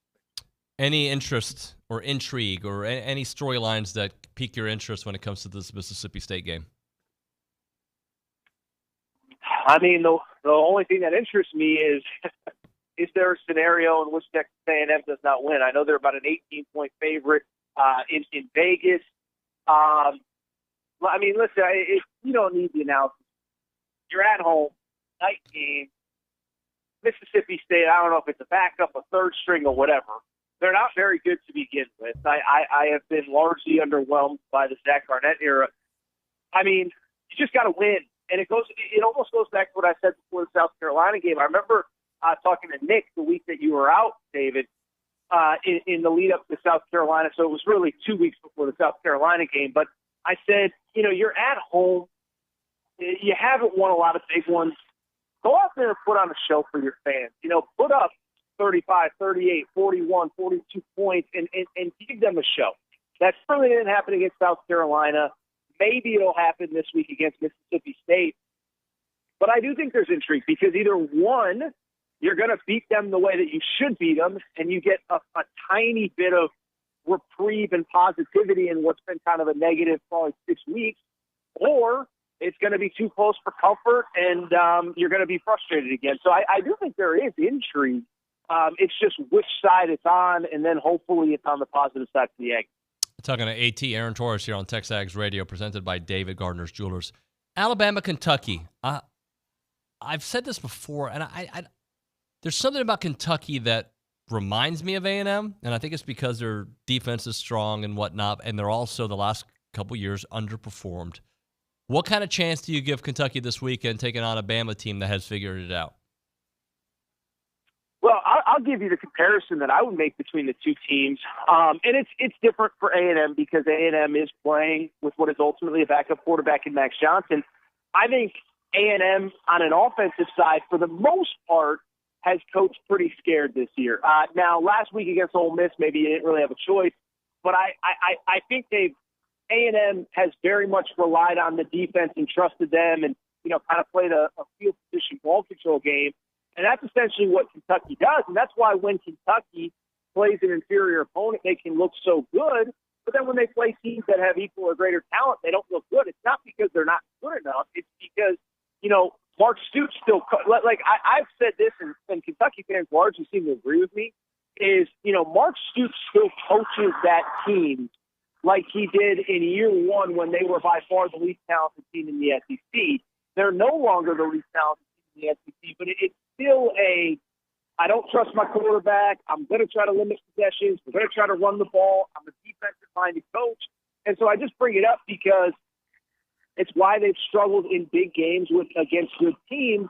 And frankly, it's why I think they're going to struggle with Alabama. I mean, listen, Alabama, the conversations have been had, but that defense is so good, and specifically the defense is so good in the second half. I mean, I keep throwing out this stat because I'm amazed by it. Second half of the four biggest SEC games this year, which would be A&M, Tennessee, LSU, and Ole Miss, a combined 13 points in 8 quarters of those 4 games.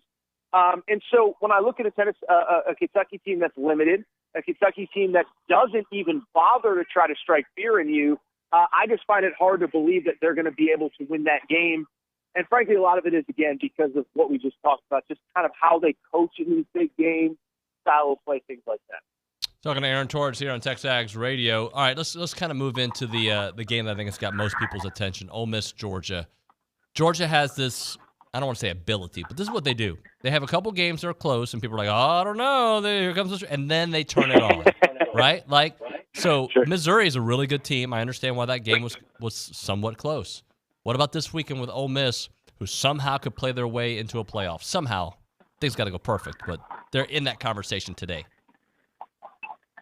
I'll tell you, talk about playing themselves into a playoff. I don't, the SEC championship game to me is more unlikely than the playoff, which, by the way, there's crazy hypothetical. Maybe we'll discuss that, maybe we won't.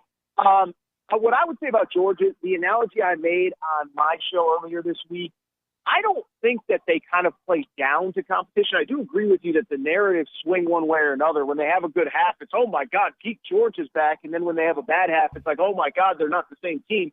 The way that I kind of see them as a boxer that uses the first round or two to kind of feel out the opponent and then kind of goes for the kill shot in the 6th, 7th, 8th round for a boxer, obviously the second half of football. And so I think that's fair. I don't think that they're sleepwalking or anything like that. But I do think that's a dangerous game against Ole Miss because, as everybody knows, and certainly we saw last weekend, Ole Miss can score in a hurry. They can score quickly. Lane Kiffin's going to have some stuff schemed up. And I also, I don't know, the other games for Georgia where it was close, the other teams just didn't have the dues to keep it competitive for 4 quarters. Even Missouri last week, Luther Burden gets hurt in the second half, and you kind of sit there and say, well, who are their guys? I think Ole Miss has the guys to keep it competitive for 4 quarters.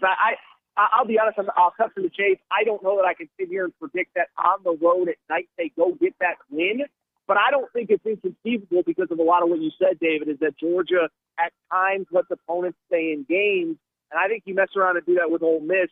They can put up 14 points on you in a hurry, and all of a sudden a tie game could become a 2-possession game just like that. Talking to Aaron Torres here on TexAgs Radio. What about Tennessee, Missouri? I find Missouri to be the better team. Tennessee's got the brand, even though they're not the same team that they were last year. Well, what do you think about this one? My only concern with Missouri, I agree. I think, Drinkwitz, we've all kind of poked fun at him. He's kind of a goofy guy. I think he's done a very good job with this group. My only concern with them is kind of the body blow stuff. I mean, you go to war for 4 quarters with Georgia, even though you're back at home. Like I said, it doesn't really sound like Luther Burden is going to play. Theo Wee's their second leading receiver. Cody Schrader, their best running back, are pretty banged up. That's the part that I worry about, and especially against the Tennessee team. And it pains me to say this, David, but they basically used UConn last week as an exhibition game. I mean, Josh Heupel dropped after the game we had 4 or 5 guys that could have gone if they had to today, but we wanted to get them rested for the home stretch. So that one hurt my soul a little bit. But basically, Tennessee is essentially coming off of a bye, while Missouri's coming off of the game at Georgia. So for that reason, I do favor Tennessee. I just think they're a little bit fresher. But I think, to your point, I think Missouri's a good football team that probably hasn't gotten the credit that they deserve. All right, this Michigan fiasco, what's going to come out of it? Yesterday they responded and are like, you better be careful what you're looking into, NCAA and Big Ten, because the sign stealing is a much bigger deal than you're letting on. What do you think is going to come out of it? It's such a fascinating deal. It feels like it changes by the day. We've all kind of followed it. We'll see what happens from the Big Ten perspective, but I think Michigan has done a good job kind of on the counterattack where, listen, I get if you're one of those other 13 Big Ten schools, the frustration that you have with the success that they've had. And I get where you're a new commissioner, you're kind of from outside the world of college sports, you don't know a ton about what's going on. The emotion of the moment can override the whole situation. But I think the last probably, 72 hours, I think Michigan's done a good job of kind of framing it like, listen, did we maybe take it a step further than everybody else? Yes, but we're now dealing with gray area of what's worse relative to what everybody else was doing. And I also think, listen, I am, I'll just say really quick, I know we're short on time. Do I truly believe in my heart of hearts that nobody knew in the whole building besides Connor Stallions? I can't sit here and say that I truly believe that. I do think Michigan has done a good job of painting a scenario in which that's the case. Clearly, delicately, I don't think he's the most stable person for some of the stuff that we've reported, a little bit of a different kind of guy. So, every hour it feels like there's a different twist. I lean more towards the Big Ten kind of backing off or at the very least, trying to suspend and Michigan immediately filing an injunction. Long story short, I think Harbaugh's on the sidelines this week. Aaron, great stuff as always, my friend. Thank you so much. Thank you, David. Have a great weekend. Yagum, we'll talk soon. Take care, bro. Thank you very much. All right, that's Aaron Torres on the Brian Foley Law Hotline. When we come back on TexAgs Radio, we'll try to get to some text messages here in the short segment that it'll be. Then it'll be the fan show. All right, next week is Pass It Back Day. You want to give back to this great community, this great, awesome network that the Association of Former Students has been building. It's a 24-hour chance to go do that. We'll be talking about that next week on the show on the 14th, so make sure you're all over that. Right now, though, just think about some sponsorship and vendor opportunities with the Association of Former Students. If your business or organization is looking to engage with other Aggies, then check out the Association of Former Students. They bring together Aggies of all ages during these awesome events like Ring Day, All Aggie Hullabaloo, The Gathering. They all welcome tens of thousands of guests out there, so you certainly want to put your brand in front of them. All events offer a wide variety of digital and in-person options to promote your brand, including title sponsor naming, on-site presence and activation, recognition, social media posts, and much, much more. There's also advertising opportunities in the Texas Aggie Magazine and the Aggie News newsletter, which are seen by over 230,000 people. So if your business is ready to engage with Aggies, choose a partner with the organization that's been supporting the Aggie Network for over 140 years. For more information on options throughout the association, please email sponsorships@aggienetwork.com. It's the Association of Former Students.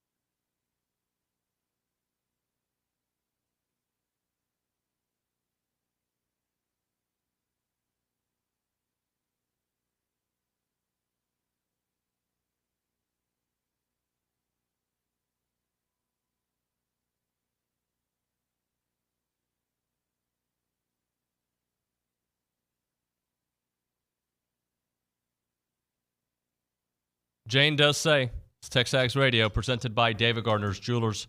Rollo Insurance Studio. Let's go to the Angry Elephant News and Social Center. Leanna Davidson, tell me something good. I have some volleyball news. So volleyball plays Missouri this Friday night at 6 p.m. And they're coming off not only a win, but a sweep. Is that your computer right here? Yes, a sweep against Alabama last week. And unfortunately, they did record a recent loss against Auburn in a close 5-set series, but hopefully that will somewhat fuel the fire going into this match against Missouri. Logan Lednicki has continued to play amazing and once again led the team in kills, recording 16 total. Closely followed by We got to drop it right there. When we come back, thank you, Leanna. We'll have the fan shows next on TexAgs.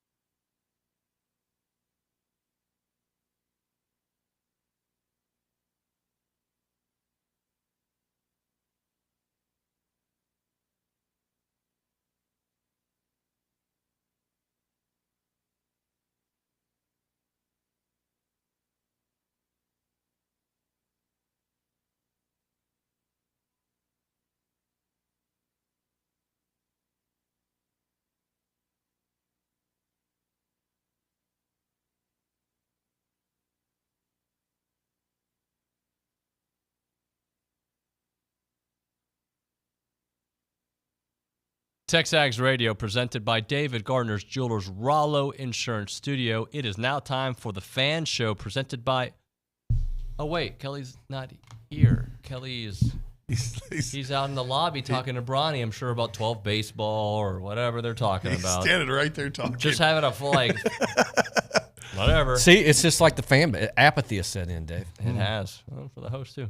Gerard Construction, custom home builders for the Brazos Valley since 2002. They don't just build homes, they build relationships. Learn more at gerard-construction.com. Before I ask you what's on your mind, because I will ask you that, I say that comment still hoping they win out and win a bowl game. I say hoping because all these one-score games, we know how they go. That is the best scenario in the world. Like, considering where you are right now, if you can find a way to win some games and maybe Jaden Daniels isn't ready to roll, who knows? That's it. Like that's what I'm holding on to. Yeah. I mean, of course we do. I mean, nobody wants to see us lose. I mean, unless you're just that guy that's just so determined for some sort of regime change that you want, that you feel like that's the only way. But of course we don't want to. We want to see our Aggies win. Yep. We want to see us win. We want to see us win out. And I mean, the hope's got to still be there. So. All right, Hunter, let's start off with you. Okay. What is on your mind this morning? Man, that was rough. That was rough, right? So I'd already written them off in the second quarter. And then to come back, I knew how it was going to end, right? I just knew it. But that was extremely painful. And it just comes down to we have a lot of data to look at now, right? And this isn't it, right? Y'all have said the record all week in the past 10 and 11 or something like that. I don't know if that's P5 games or all games or whatever it is. Horrible SEC record. That's this their program, record the last 2 years. You have accumulated the most talent that this program has probably ever seen. Maybe early 90s because there was some legit, Texas talent there, but probably more, right? And squandered it and haven't done anything with it. And it's affecting – it's just going to affect and permeate everything in the program now. Your current players, your recruiting prospects, fan base, just overall, just everything about it, It's just a beatdown. Yeah, I mean, right, the conundrum. We just talked about this. Now you're in this conundrum based on things that we definitely can't control. I can control. I can go to the game or talk about it or whatever. But now you're in this contract situation that's way up the chain that takes a lot of people that we're not involved with to fund things and decide things. It's an awful, awful situation. And their hands are tied, and yes, that's. I mean, it is. It's tough. Where we are right now is in a very, very tough situation, and it's, and like for a lot of us, we don't see an end in sight. We don't see the light at the end of the tunnel right this second. And what's on your mind? You went to the game. I did. You saw it firsthand. Let's get some feedback. I did. So Saturday. went to the game. It was an awesome trip. That was a fun trip. Yeah. So we got to fly private, which was really neat. Scary? So no, not at all. McGee was scared. Yeah. He was sweating. He had some cold sweats before we took off. Small plane? Yeah, it was a small plane, but it was. Did you have to realign the seating so you could have the weight distributed correctly? No. It's not that bad. But we were sitting there waiting, and McGee's over there in cold sweats before we went on the plane. It was pretty funny, but no, we flew private there. It was really cool. Got great seats. So thanks to Trey Bell, he hooked the whole thing up. It was awesome. What up, Trey? But no, great time. Got there. We had great seats. I think we were 50-yard line, like 15 rows up.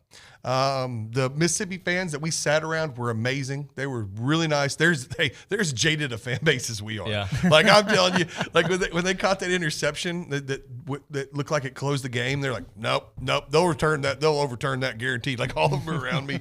I mean, they were so mad at the refs the whole time. Oh, the refs are trying to give you the game, and but I mean, I will say one of the guys looks at me and goes, my gosh, he goes, y'all that looks like an NFL team.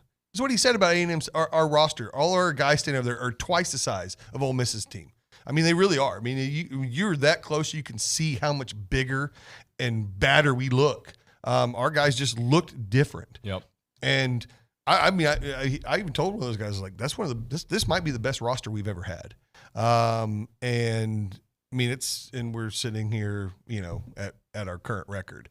But no, it was a great time. The game itself was tough. It was that's a hard way to lose. Predictable. Yeah, but I felt like our offense did what they were supposed to do. We've talked about this all year. They need to score 30 points, and they did. They scored 30 points, and we still lost the game. I mean, after we took the lead, I was like, I didn't feel like we were going to stop them. I mean, Dart threw for almost 400 yards on us, and so 28, but whatever, right? Yeah, but I mean, almost, wasn't it? We got a defensive touchdown. Oh, that's Special true. Teams. So. Yeah. So, but Kelly said that last week. He said it was going to take a defensive or special team score. We did. Well, and I was thinking about. I was at the game too. Also went private.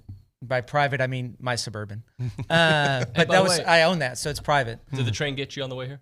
Yeah, the train got no. I was standing out there talking to Bronny. Oh, you were here? I was here talking to Bronny. Oh, during the segment? During the segment. Oh, my bad. I didn't I'm notice. a horrible human. I admit it. Anyway, all right. Saying. But I was thinking about that at the game. Like I'm looking at the stats as I'm walking back to the Suburban, and I'm like, wait a minute. We ran for I think 135. We were talking about running for 150, and we talked about how Max needed to throw for 270 or so. I think was the number we gave out last week. And I remember looking at you going, think about it, 150 and 270. We just had 400 yards of offense, and we get a defensive touchdown. There's no way we don't score 30. There's no way we don't win. Yeah, we still didn't win. Frustrating. I'm not fired Jimbo yet, and I know I walked in the middle. I'm not there yet. I see a lot of good things, but the scoreboard is not one of them, and that was the ultimate factor. Well, the bandwagon on the Jimbo deal with Train is extremely full. I realize that I'm out there. You said you see a lot of good things. What do you see that's good? Teams where the coach needs to get fired don't fight back after they get down. So we walk out there, and that first quarter was ugly, awful, all the way around. Defense, special teams, offense, awful. Teams where the coach has to get fired, they don't fight back from that. They roll over. And we didn't roll over. And we got a momentum play, which is what we need. And teams that are inconsistent have to have momentum. You have to have it. You can't win. If you're inconsistent, which we are, you cannot win without momentum. So we get that blocked field goal. Take it back to the house on a lucky bounce, right to our guy, right? Finally got some luck. Good things are happening. Then we come out in the second half. We run it just right at the end of the half where we score, we stop them, we get the ball coming out first, drive the length of the field. That's exactly what Saban does to everybody. And we did that, and we got the interception. It's really easy to quit at that point too, especially when our quarterback and our star receiver aren't on the same page, obviously. Our head coach and our quarterback are over there yelling at each other. Not good. And then we kept fighting back. We took the lead. The defense didn't get a whole lot of stops. I think Durkin would own that. You know what I mean? I think the whole defense would own that. But they got the field goal they needed late. They got the stop they needed. They didn't give up a touchdown. They gave up a field goal. We go down there and score, take the lead. These are good things. Very positive. We just couldn't finish. Couldn't close it out. I mean, there's something when you're sitting there and you're around all their fans, and it looks like you're down 21-0. You know, that part was I was like, this is going to be a bad day. And then we did turn around. He is right. We did turn around and bad teams are teams where the coach need to get fired, lose that game 50-7 because it's 21-0 and the guys roll over because they're not fighting for the coach. They're not fighting for the guy next to him. They're just not fighting. And these guys are doing that, and that's step one. We're inconsistent. We're not as good as we should be. The record's not what it should be. I agree. 6 years in.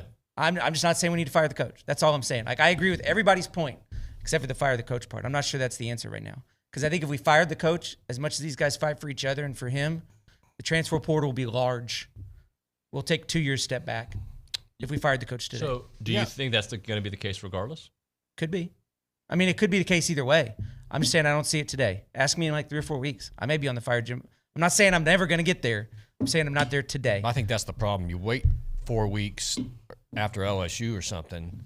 Is it too late then? It could be. Now you got guys, announcing transfers or whatever. Signing day is like December 18th, 19th, something like that. Yeah. So, it's the ultimate. I see that. I see that side of it. Purgatory, as somebody just said. And I'm not we have to keep Jimbo train either. But I'm not on either of those trains. I'm just saying we don't have to fire him. But for where we are right now, all right, beyond coaching speculation, where we are right now, this team has to find ways to win games. Yes. They have to find a way to win games.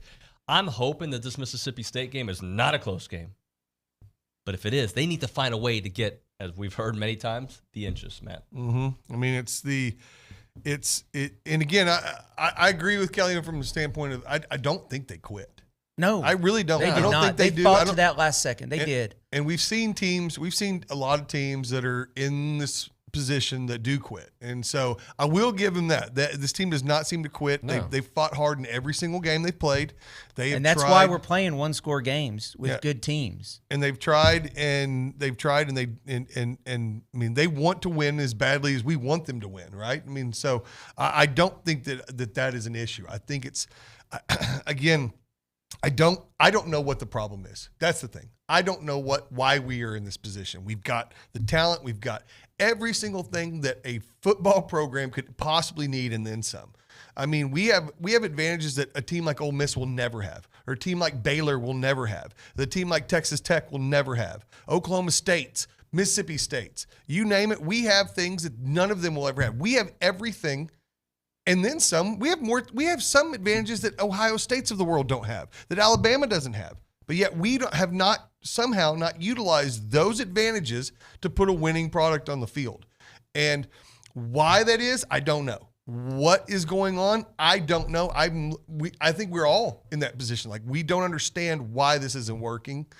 And it's easy. And there's really, unfortunately, there's only one place to blame. And there you go. that's our conundrum. And the one place that we can blame has this gigantic, like you said, the dollars and cents and all that goes into it. So David B. on the YouTube page says, can you ask the group what happens if we run the table next year? Then we're all happy. I mean, it's that simple, right? Yeah, of course. And I'm not discounting LSU. I sat here last week and I said, if we win this game, LSU is in trouble on that Thanksgiving weekend. Now, we did not win the game, but we played well enough to win that game. And I still think LSU's in trouble that weekend, because what I know from coaching and playing and just being around sports my entire life, when a team learns to get over the hump in a tight situation, it can roll real fast. It can get going real good real fast. I've seen it a bunch. Mm-hmm. Now, are we going to do that? Gee, I don't know. Maybe. Is LSU going to be the time we get over the hump? I kind of thought last year's LSU was the time we got over the hump. That wasn't the case, obviously. We take our third-string quarterback against Mississippi State and find a way to win a tight one, because if we play with our third-string quarterback, it's probably going to be a tight one. I mean, that's just the way it is, right? Then we find a way to win a tight one. Is that enough to get us over the hump? I don't know. Maybe. We'll see. Yeah, I mean, if we turn around and run the table next year, we'll build a statue to Jimbo. I mean, that's what we'll do. Right, but I don't think there's any scenario this year. I mean, I guess win out and a bowl game win or something, but I just don't see there's no hump to get over. This season's a disaster. The past 3 years are a disaster. I don't see any metric that says you're going to go to Baton Rouge and win a game, right? Now you just get this horribly long road game streak. You can't beat good SEC teams. Who has he beat in the past 3 years? He beat Alabama in 21. And then a 4-loss LSU team last year that got blown out by Tennessee. I mean, that was not a great team. So other than that, you have 0 wins. We've lost 5 straight games to the Mississippi schools. That's a tough stat to hear. And 3, I mean, that Lane Kiffin just owns you right now. That's the sourest thing that came out of Saturday. And all his tweets since then, telling his offensive lineman nice composure when he got cracked in the groin. Which, by the way, they were doing that on purpose. You could see it live. Oh, yeah. They were doing it the whole game. I looked at my buddies in the first quarter, and I said, we'll be lucky if nobody doesn't get a personal foul penalty for retaliating against their lineman, based on what I saw in the first quarter. And it's not excusing Shamar for what happened. I don't think anybody would be like, well, it's not that bad. No, it was pretty bad. Shouldn't do that. And I think Shamar probably knows that. With that being said, he apologized. Yeah, with that being said, I mean, they were shooting for it. Their goal was to get one of our guys thrown out. For the record. Which makes them terrible people, I understand by the them way. kicking him out. That other dude should have been penalized. Oh, he was yeah. dancing with his junk on his head. Sorry. Yeah. And he went over there, and they've got their dunk. I don't know if they showed it on TV, but they got their dunk the football celebration play. Yeah, I got a guy thrown out. Dunk the football. If a dude puts his junk on your head, I'm swinging. I'm swinging. It's just like I'm swinging. and it's That's not right. disrespect. I'm not saying it's right. And I'll tell you this: just saying. I have coached in games where my player got punched, and I have coached in games where my player punched somebody. And when that happens, there is an all-out brawl, because that's the way the world works. When we punched their guy, they started dancing in celebration. Lane Kiffin wasn't out at midfield going, that guy needs to get thrown out, which is what most coaches do when they're not expecting it. But when you're expecting it and you're trying to get it done, that becomes a celebration. And that's what happened. I will say, hey, you know what? He got his money's worth. I'll say that. I wish it would have been more effective. Yeah, he got him. I wish it was a better punch. My only wish is why you punch. My only thing is why you punch a guy with a helmet on. It's only going to hurt you. It's just not going to hurt that it's guy. just a response. All right. Yeah. So I'm going to throw out this question at you, and I want your honest assessment because I think we are a better team than Mississippi State. We are. Does it matter? How much of it matters if it is your third or fourth guy who's out there? Like, do you still feel very confident, regardless of who's QB on Saturday, that A&M wins this game? I feel like because Mississippi State and what they've done so far this year, you should beat them, period. I mean, from what we've seen from them this season, you should be able to beat them no matter what quarterback you run out there. That's just that. But again, if we are running someone other than Max out there, yeah, I mean, of course you're still worried because we've seen this team do it a few times. So, yeah, I think we should be able to win no matter who is out there. But I don't know. I mean, you never know with we haven't beat Mississippi State. Mississippi State's beaten us twice in a row. Yep. They've had our number. I think Mississippi State has a good enough defense, and you roll out QB3 in an offense that struggles and that doesn't work. I think we have issues. I mean, I think it's a fourth quarter knuckle game, white knuckles. I agree with Hunter. We go from right now we're a 3-score favorite, 18 points, 3 scores. We'll be a 1-score favorite, and it'll get tight. But let's say Max is out there, and we see a repeat performance of what we saw in the Ole Miss game from basically the last drive of the second quarter on. Mm-hmm. We see an offense that works. How does that change the way you look at the rest of the season? Yeah, I mean, it gives us hope. Yeah, it gives us hope that if we can, again, our struggle this season has been offense until this last game. We've struggled on offense, and our offense, I mean, I think Max played his best game against Ole Miss. I felt the offense played its best game. We did it without Evan Stewart being out there as well, and a hobbled, Le'Veon Moss. I mean, that and still the line protected. Yeah, the line did. I feel like they did a good job. I mean, he did get cracked a few times, though. Goodness gracious. More than a few times. He got hit. With that being said, that's still better than they've been doing. Obviously, that helps your chances if Max is there. And I have all types of criticisms, for Max. Just awareness of where the heat's coming from, not stepping up in the pocket, backpedaling. Some of these hits he brings on himself sometimes. He doesn't climb the pocket. But I will say, it's all about the quarterback in college football. Max would improve your chances of, beating Mississippi State and thoroughly beating them. I mean, then it's an 18-point game. Do we know? Have we verified who the actual third-string quarterback is? Jalen Henderson. It is Henderson for sure. Yeah, we'll hit a break here. We'll come back right now. Caller number 1, we're going to give you a free car wash right now from Aggie Land Express Car Wash in South College Station off of William D. Fitch in Greens Prairie. Aggie owned and operated with the friendliest staff and a personal touch. They offer a monthly membership. We'll give the first caller a free car wash right now from Aggie Land Express in South College Station. 979-693-1150.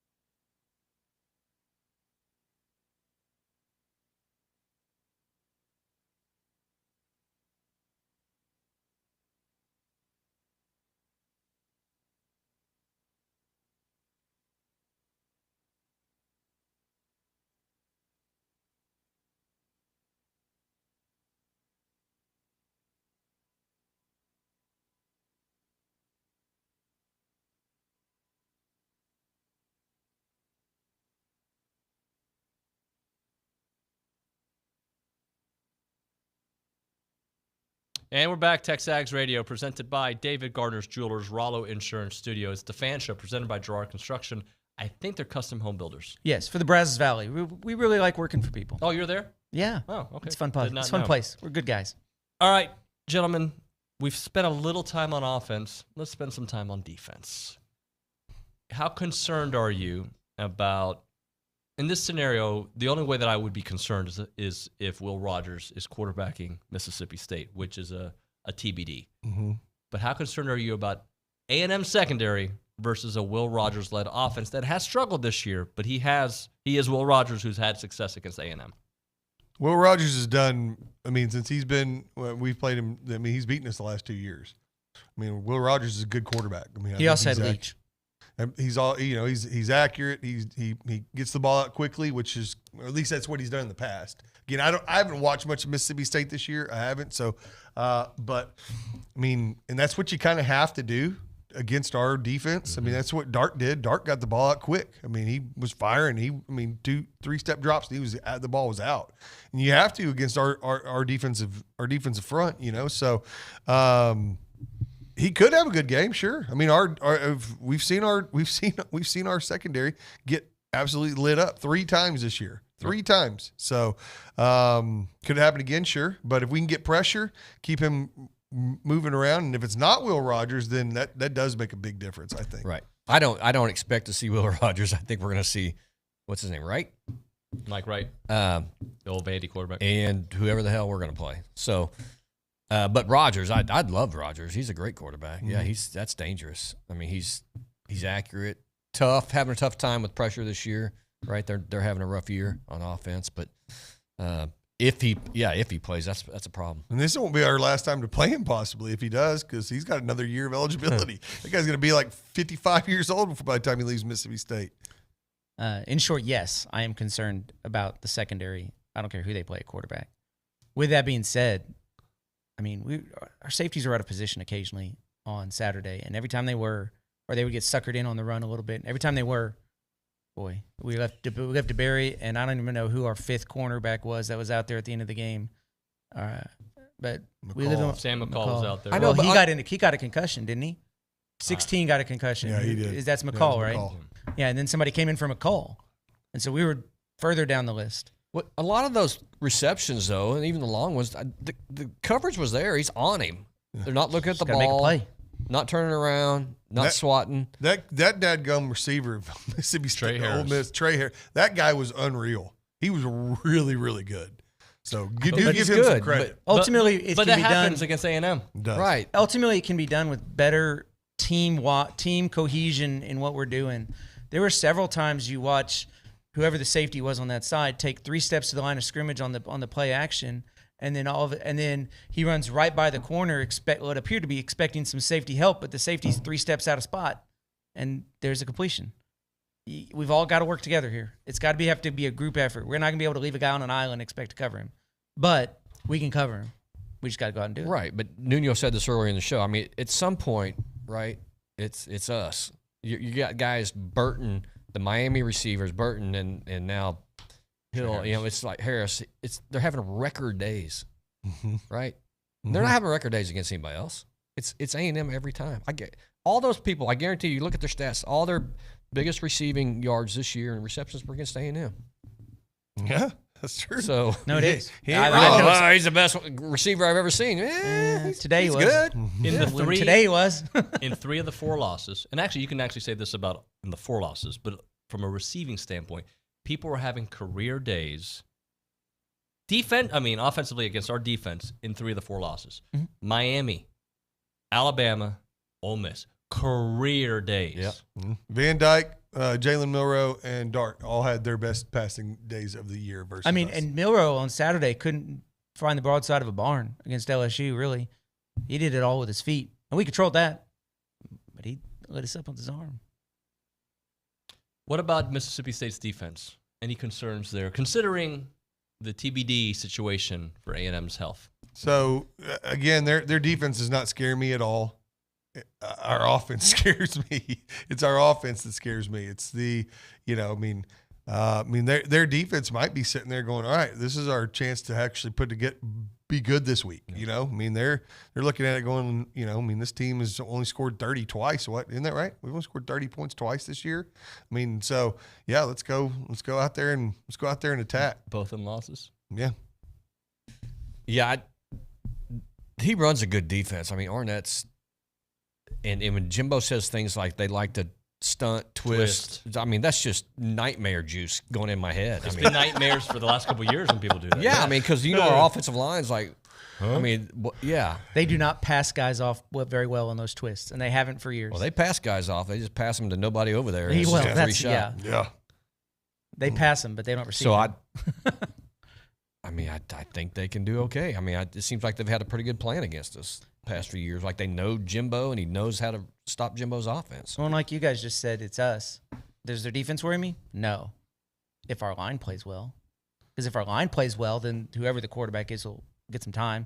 Whoever the running backs are, well, we know who they're going to be. But, I mean, they're going to have some holes. We're going to be able to run the ball a little bit. We may not drop 35 on them like we could with a starting quarterback, but we can win if the line will hold up. But if the line plays well, then I feel like something else pops up. Yeah. Yeah, it's something else. Yeah. I mean, that's called being inconsistent. The line did, especially in that second half, Ole Miss, our line played well because absolutely they started getting it. I mean, you could see their D line were exhausted. Yeah, you could. And we started pushing them around. We started opening holes. Like, I was shocked when we had some holes open. I've been saying, like, what are our running backs going to do when they actually see a hole? They're not going to know what to do. They're going to be like, where's the guy I'm supposed to run into 2 yards after I grab this ball? Yep. You know, so started opening holes and everything. So you're right. It's exactly right. Our O-line, which we've been complaining about, finally started doing their job, and then something else drops off. We had a problem in the secondary. Our secondary, you know, or something along those lines. It is. So what do we expect to see this weekend? Who wants to take it first? Kelly, you haven't gone first in a minute. I expect to see a tight game, unfortunately. I do expect us to win, and I do expect a significantly better defensive performance, including the secondary. I think we win primarily because the defense plays really well. It might be ugly. It might be 14-3, 14-7. I'll take it. But wins count. Whatever the final score was, wins count. This job, this show, this community, regardless of how they do it, is a better place when they win football games. Correct. 100%. Although, like, okay, Sunday, I said I wasn't going to go. I was like, I'm done. But, okay, I'm going to the game. What I expect to see, empty seats, some apathy or low energy level. I'm not being pessimistic. I'm just saying that's what I expect to see, though. You've been around. You've seen this before. Right. Oh, there will be empty seats. That's what. That is for sure. We've seen this movie. I think our defense is still intact. We're good enough there to give Mississippi State all kinds of problems. I don't care who's playing quarterback. So I'm going to take the under, whatever that is, though. But I expect to see a Aggie victory. I don't care if Henderson's playing or whoever's playing quarterback. Our front seven is the best. Is the best part of our team. They're going to win this game somehow. Well, you know, regardless of how our secondary plays, regardless of how our offense plays, I think that our front seven is that good that they're going to be the unit that keeps us in the game, and I think we win. I don't know. I don't believe it'll be a pretty win. I agree with Kelly. I don't know if it's going to be. I mean, we might win by 2 touchdowns, if it's going to be ugly. That's pretty enough. I'll take that. Right, you know, especially with the season we've had. I'd love to see a shutout. I mean, I'd love to see a shutout and our offense just blow their doors off. I would love to see that, but Hopefully. I don't believe it. I mean, we haven't seen it. What do you think State fans are saying, though? I mean, here they're vulnerable. We got them. This is our chance. Yeah, but what do you just think about they had a system and a legendary coach that ran an air raid, which is a popular system now, and they promote their defensive coordinator to head coach. All those same guys from offense that ran that system there, and then they changed the offense. Yeah. Why couldn't you bring an air raid guy from somewhere? I think it's coaching malpractice. Yeah, a Holgerson disciple, something. Yeah, so anything. I think Spavital's available. I understand if you want to put your system in place but what you have there, you curtail it to the talent you have and start building towards what you want. a year or two down the road. You had Will Rogers, who had been successful in that world. Keep him in that world. I like that. Coaching malpractice. You know, the good thing is is. it's maroon out game, so even Mississippi State's going to help us out there. All right, let's hit a break. When we come back on TexAgs Radio, we're going to go through some games that matter around the SEC and more. It's TexAgs Radio, presented by David Gardner's Jewelers.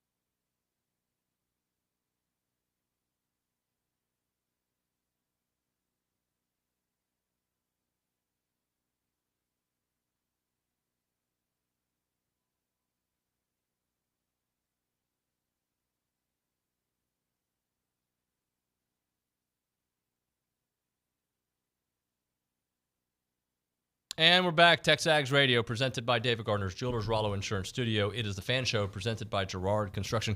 One other Aggie thing I wanted to get into this segment, then we'll go through the SEC and whatnot. That offensively, they were really good for a half and a drive, but they did not start that game well. I'm waiting for 4 quarters. Yeah. Honestly, I would be happy if we took quarters, the first 2 quarters. By the way, 4 quarters doesn't mean you're scoring 10 points each quarter. I'm not saying that. I'm just saying, like, all right, you drove, you did, like, on both sides of the ball. 4 quarters. Yeah, 4 quarters. I mean, I will say it was nice to actually have some offensive production in the second half for the first time in the Max era. I mean, like I said, he didn't score. We didn't score a single offensive touchdown for 4 straight games in the second half. That's crazy to me. And so to turn around and be so productive in the second half, I feel like that's somewhat got that monkey off your back. Now you can go. Now maybe you can try to put two good halves together. We've had good first halves. We've had a good first half against Bama. We had a good first half against South Carolina. We had some good first halves. The second half has been terrible, and then finally we had a good second half. So maybe I don't know. I mean, at this point we're grasping at straws, right? But hopefully maybe we can put two really good solid halves together against a pretty porous defense and try to get some momentum going. All right, let's go around college football, some of the big games out there. We'll start off with number 8 Alabama at Kentucky. Kentucky 6-3. Bama has figured out their season, guys. They always do. They do. And Kentucky has gone Kentucky, right? Always they get to these fast starts and everybody starts talking them up and they'll just go lay eggs. I think I like Bama. Milroe, when he decides to take off, and he's doing okay on the intermediate passes. I was super impressed with them last week. That was a fun game to watch too. Yeah, especially scoring 28 unanswered. That was pretty fun for them, I'm sure. I wonder what that's like. And I think Kentucky's quarterback's beat up a little bit. Devin Leary. Yeah. No. I'm Bama. I'm all. Do you in bet Bama against Bama right now against anybody other than Georgia in the SEC? You're just taking Bama, right? Could you see Bama beating Georgia? Good. Yeah. Like, I'm not saying I wouldn't. I'm saying I would. I'm taking Bama unless they play Georgia, and then I'll think about it. Like if they're playing each other, I would pick Georgia to win, Let me throw this out easily there. see Bama winning. Let me throw this out there. What happens if that happens? Bama beats Georgia. Texas wins the Big 12. Bama Texas rematch, national semifinals. So that means only one team from the Big 10 gets in. This is an interesting year for the playoffs because, again, the Pac-12 winner is going to be deserving, probably. The SEC winner is probably going to be deserving. The Big 10 winners probably going to be deserving. And if Texas wins out, they're deserving. And so you're going to have 4 conference champions playing. And there's not 2 teams from any Here's conference. a wild card that no one's thinking about, but one of those fans was mentioning it at the game. He said, if we win next week, because Ole Miss is playing Georgia, now they're playing at Georgia, but somehow, let's say Ole Miss somehow pulls that game off, which I don't think they would. They can. But if they win that game, now you got a one-loss Ole Miss team, a one-loss Bama team, and one-loss Georgia team. That guy told me, he goes, I'm pulling for Bama to win out. He said because he wants them to go and play Georgia again. Bama gets beat in that game, or Georgia gets beat. Now you got a one-loss Ole Miss team, a one-loss SEC team. He goes, we're in the playoffs. I'm like, maybe. That's possible. I don't know. It's possible. You need somebody else to lose to, I think. And that's the problem if Georgia gets beat in the SEC championship game. That's the problem with the committee and the recency bias is it's a late loss, right? If they lose that midway through, but then they keep kicking butt, and when it's. But if they lose Ole Miss and beat Bama, if they lose Ole Miss and beat Bama in the SEC, they're in. Especially when you're the two-time defending champion. We've seen it multiple times now. Teams lose their championship game and still make the playoff. No, I'm talking in this scenario. I know, I'm just saying. But can a team who didn't play in the championship game make the playoff? A one-loss SEC team that didn't get in? Texas A&M? Sorry, what? No. Well, that's kind of what I'm getting at. That's kind of what I'm getting at. I think the name there though, the Ole Miss versus if it was Bama, a one-loss Bama team that didn't make it, Bama's in. Right? Is that your next game on the list, David? Well, I can be. Yeah. I'm taking Georgia, by the way. All right, let's go. Georgia, Ole Miss. I'm still taking Georgia. After all that. Can Lane Kiffin put up enough points with his I can't stand Lane. Everybody knows that pays attention to the program. But I will give him credit. That guy is outside the box. He's creative offensively. Can he throw something together and make it work and put up 40 on Georgia? Yeah, he can. Hey, I don't think he will. I just don't think Ole Miss is that good. I think I'm they're winning. I'm giving them credit. Georgia is going to beat them, and that's Lane Kiffin's It'll MO. probably be close though. He has a track record. He can't beat these top teams, and he's not going to do it this Saturday. Yeah, Saban. Let me ask you anybody. This. He has like can't one win against because the gimmicks don't work against the top teams. He doesn't go hide a guy on the sideline and it works. That only works against lesser teams, which, by the way, we are right now. So there you go. Hey, we're in the stands. We had no idea what happened on that play, by the way. Would you guys kind of like Lane Kiffin if he was doing the exact same, and I say kind of like, same thing to Sark? No.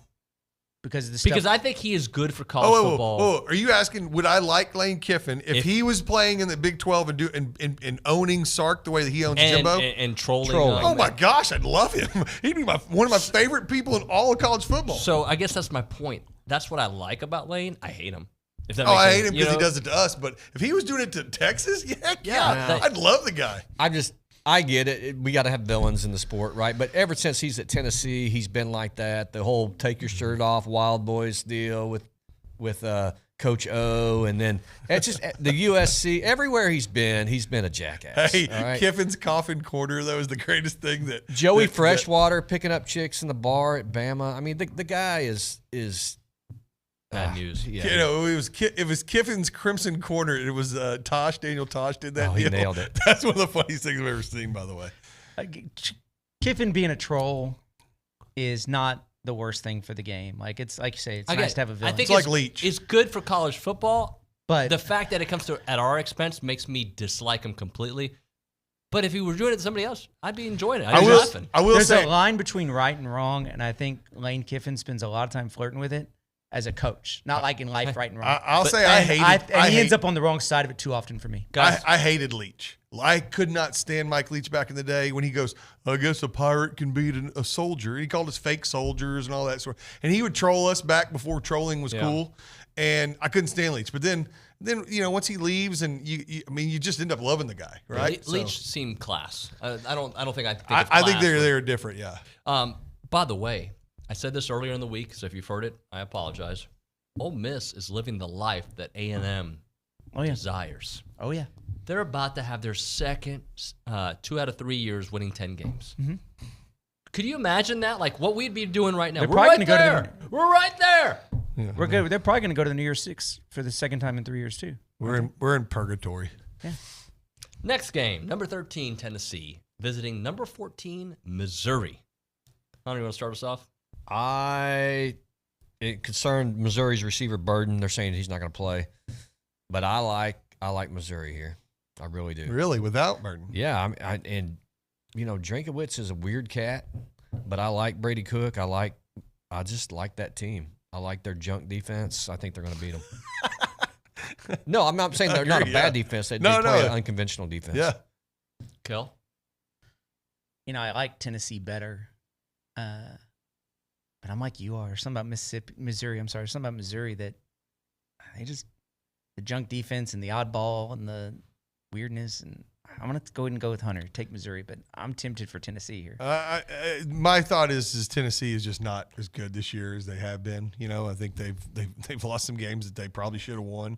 They lost to Florida. I mean, so Missouri just seems they've got that little team of destiny kind of thing going. Yeah.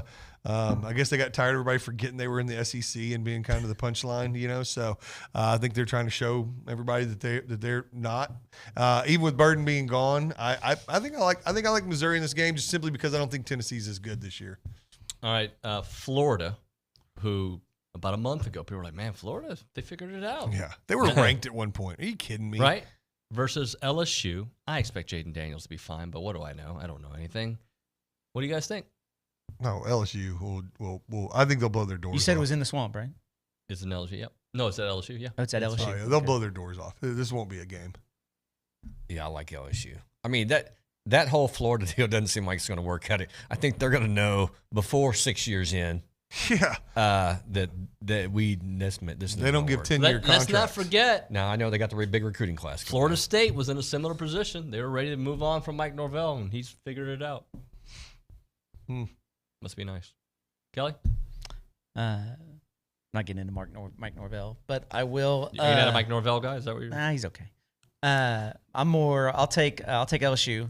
And if Jaden Daniels plays, I'll take LSU by 40. What is the skinny on his injury or Jaden Daniels? He was in concussion protocols, wasn't he?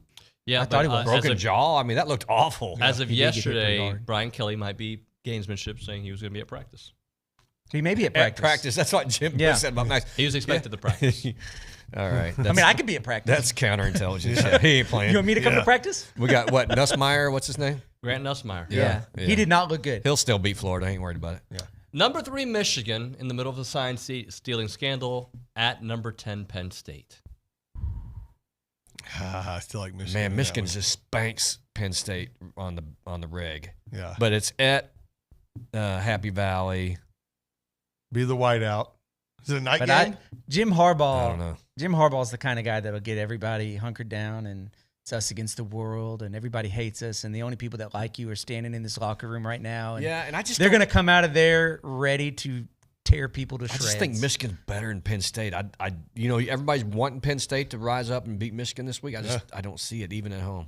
Yeah, I would call Michigan on this game. All right, let's do the last one. Texas versus TCU. TCU is 4-5. Texas favored by 10, by the way. Only 10? Mm-hmm. Colorado beat I mean, TCU by 10. Texas. I think Texas will win. I hate it hurts for me to even say it. I think they'll beat them by probably more than 10. I mean, yeah, he's coming in with his backup quarterback. I know hadn't been let the world on fire, but they were beating the crap out of BYU, and they were beating the crap out of Kansas State before the comeback. So yeah, they're taking care of Dadgum. business with a backup, and the offense still works. Yeah, shocking, weird. We're saying now, but again, they're playing their competition level is garbage. I get it. Is absolutely a fraction. of what They ours could is. go on That's the road such- against a top 10 team with their backup quarterback. Let me but they press don't. on that a little bit. Well, I agree with you. South Carolina's no good. No. Auburn's no good. No. We beat them Arkansas's too. no good. No, but South Carolina, Auburn, and Arkansas are playing the same teams that we're playing, and that's why they don't. That's why, again, I know they've had some non-conference losses that were bad, but if you're playing those teams day in and day out, go and look at the recruiting. Go look at the recruiting classes. Go look at the recruit. I mean, look at the talent that the teams in the SEC have versus the teams. Yeah, I don't think those teams would be Big 12. struggling. Or As they'd be much. middle of the pack. Yeah, they'd be not lower end, middle of the pack, Big 12. Yeah, I guarantee you, if South Carolina, Arkansas, or even Ole Miss, or wait, who we say Mississippi Hey, State. Spencer Rattler was right? good in the Big 12, Mississippi guys. State's bad. Yeah, but they'd still be. I still feel like they'd be middle of the pack in the Big 12. I hate to give them credit or Sark, but you're right. They're winning these close They're doing games what- against yeah, bad to average teams. They're doing U what of we need H, to do. Kansas State. There was another one that there was one other one when they squeaked by a lesser opponent. Anyways, and then got beat by OU. So was it BYU? and they miss Oak State. They're not even playing them. Yeah, Till the Big 12 title game. That'd be good. Yeah, but I mean, again, I agree. I mean, the difference is if you go and look at recruiting rankings, the teams that we play on our schedule are all in the top 25 every single year. There's not. I think that the outside of Texas and Oklahoma, the top recruiting class from last year in the Big 12 was like 30 something. Let's hit a break. We'll come back with what numbers certain guys are going to be putting up here on TexAgs Radio, presented by David Gardner's Jewelers.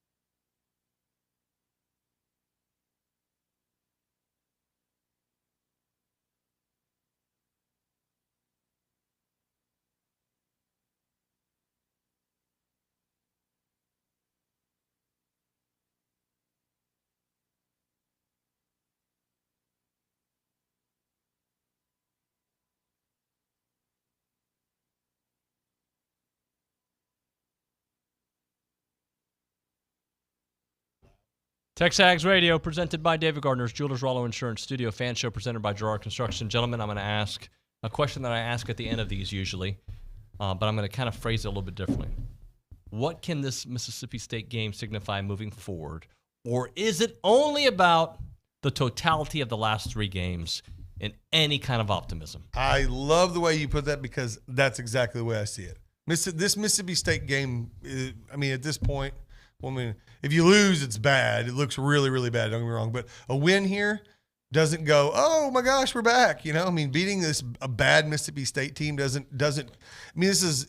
You've got to win this game. If we want momentum moving into next year, you have to win out. That's it. You win this game and next week against a high school team, and then you basically then you go to Baton Rouge and get blown out. Like I'm not gonna say we're getting blown out, but let's just say we lose that game at all, and you end the season 7-5, 7-5 in year 6 with a team that looks like NFL players. And that's what all the fans around me were saying. They're like, that looks like an NFL team. They're huge, and you have all that talent, and you go 7-5 in year 6. Going into the offseason is going to be really. Think about what would happen if we hadn't beat LSU last year. We at least had some positive vibes going into the offseason, right? And we had some good things. But you're talking the new about gunslingers. This a win won't move the needle. A loss will be freaking Chernobyl and DEFCON 2.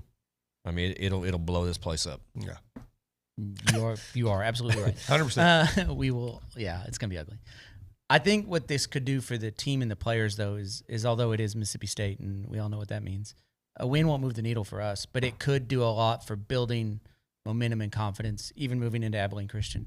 Right now they can't win a close game, and the players think that, and the coaches think that, and the fans think that. There's no secret there.